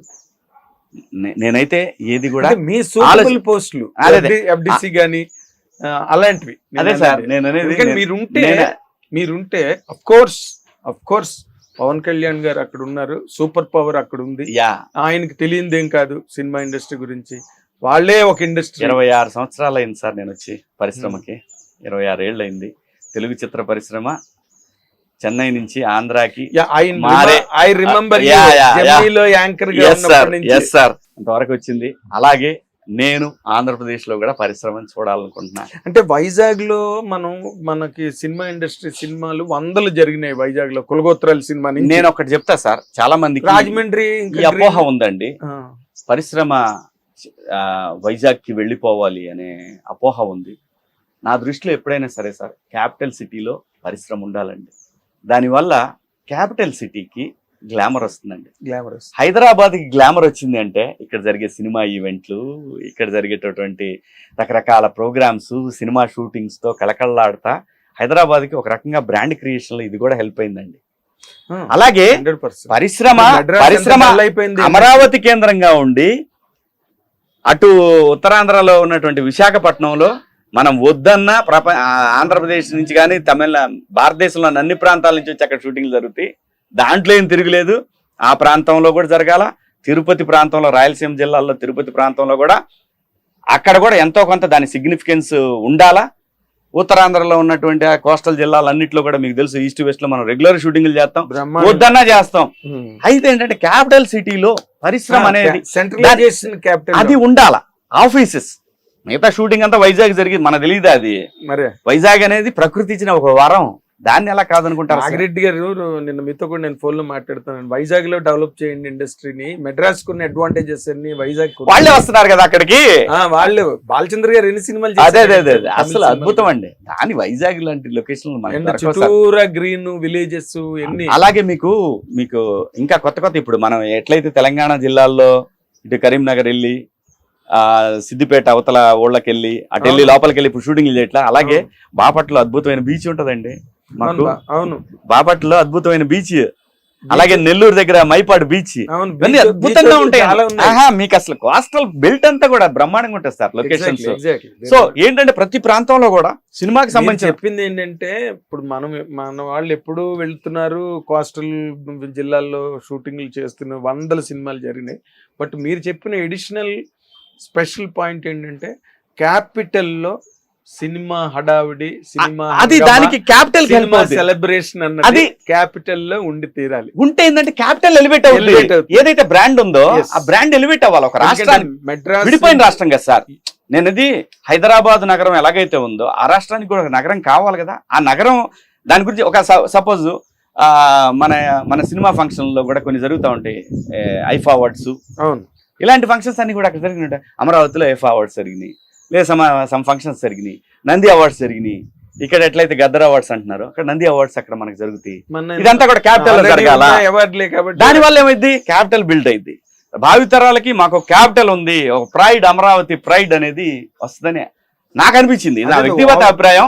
నా అభిప్రాయాన్ని ఎవరి మీద రుద్దాలని కదండి, జస్ట్ ఊరికే చెప్తున్నా, నా ఆలోచన చెప్తున్నాను. ఇప్పుడు మీరు మాట్లాడినవన్నీ మీ ఎక్స్ప్రెషన్, మిమ్మల్ని ఎవరు మాట్లాడించలే. అదే అండి, మీరు you are not programmed, you programmed yourself. నా ఆలోచన అంతవరకే. That's all. ఇంకా కొంతమంది ఉన్నారంటే మన ఇండస్ట్రీ నుంచేను, మన ఇండస్ట్రీలో కూడా కొంతమంది సన్నాయి నొక్కులు నొక్కిన వాళ్ళు ఉన్నారు చంద్రబాబు నాయుడు గారి మీద. చాలా తెలివిగా మేము భలే అసలు కొంతకాలం వైసీపీని స్ట్రాంగ్ గా ఐ డ్రీమ్ లో సపోర్ట్ చేశారు. ఆ తర్వాత ఇంకో ఛానల్స్కి వచ్చేసి ఏదో నేను మిడిల్ మ్యాన్ అన్నట్టు బిల్డప్ చేశారు. ప్రజలు అక్కడ చూశారు, గురుగారు మీ పప్పులు కూడా ఏం ఉడకవు, ఆయన ఎవరో మీకు తెలుసు, నేను చెప్పాల్సిన పని లేదు, ప్రజలకు తెలుసు, వారికి కూడా తెలుసు. వారైతే అసలు నన్ను చాలా బాగా గౌరవించారు ఆ రోజుల నుంచి ఈ రోజుల వరకు కూడా. నాకు వారికి సంబంధం లేదు, వారి రేంజ్ కాదు మంది. బట్ ప్రకృతి ఉంది, అది చూస్తూ ఉంటుంది మనందరినీ. మనం ఏం చేస్తున్నామో మన కర్మ మనకి ప్రకృతి చూస్తుంది. అది అంతే. థ్యాంక్ యూ సార్, గుడ్ అండి. Thank you so much, thank you, all the very best Shivaji గారు. Thank you sir, wish thank you all the Nagendra very గారు, బెస్ట్. థ్యాంక్ యూ అండి. ఎప్పటికప్పుడు తనమైన ఆలోచనలు చెప్పడానికి ఏమాత్రం మొహమాట పడకుండా నిర్భయంగా, నిస్సందేహంగా, నిస్సంకోచంగా మాట్లాడిన అతి తక్కువ మంది వ్యక్తుల్లో శివాజీ గారు ఒకరు. Let us really congratulate him for all the success and for all the celebration. Thank you very much.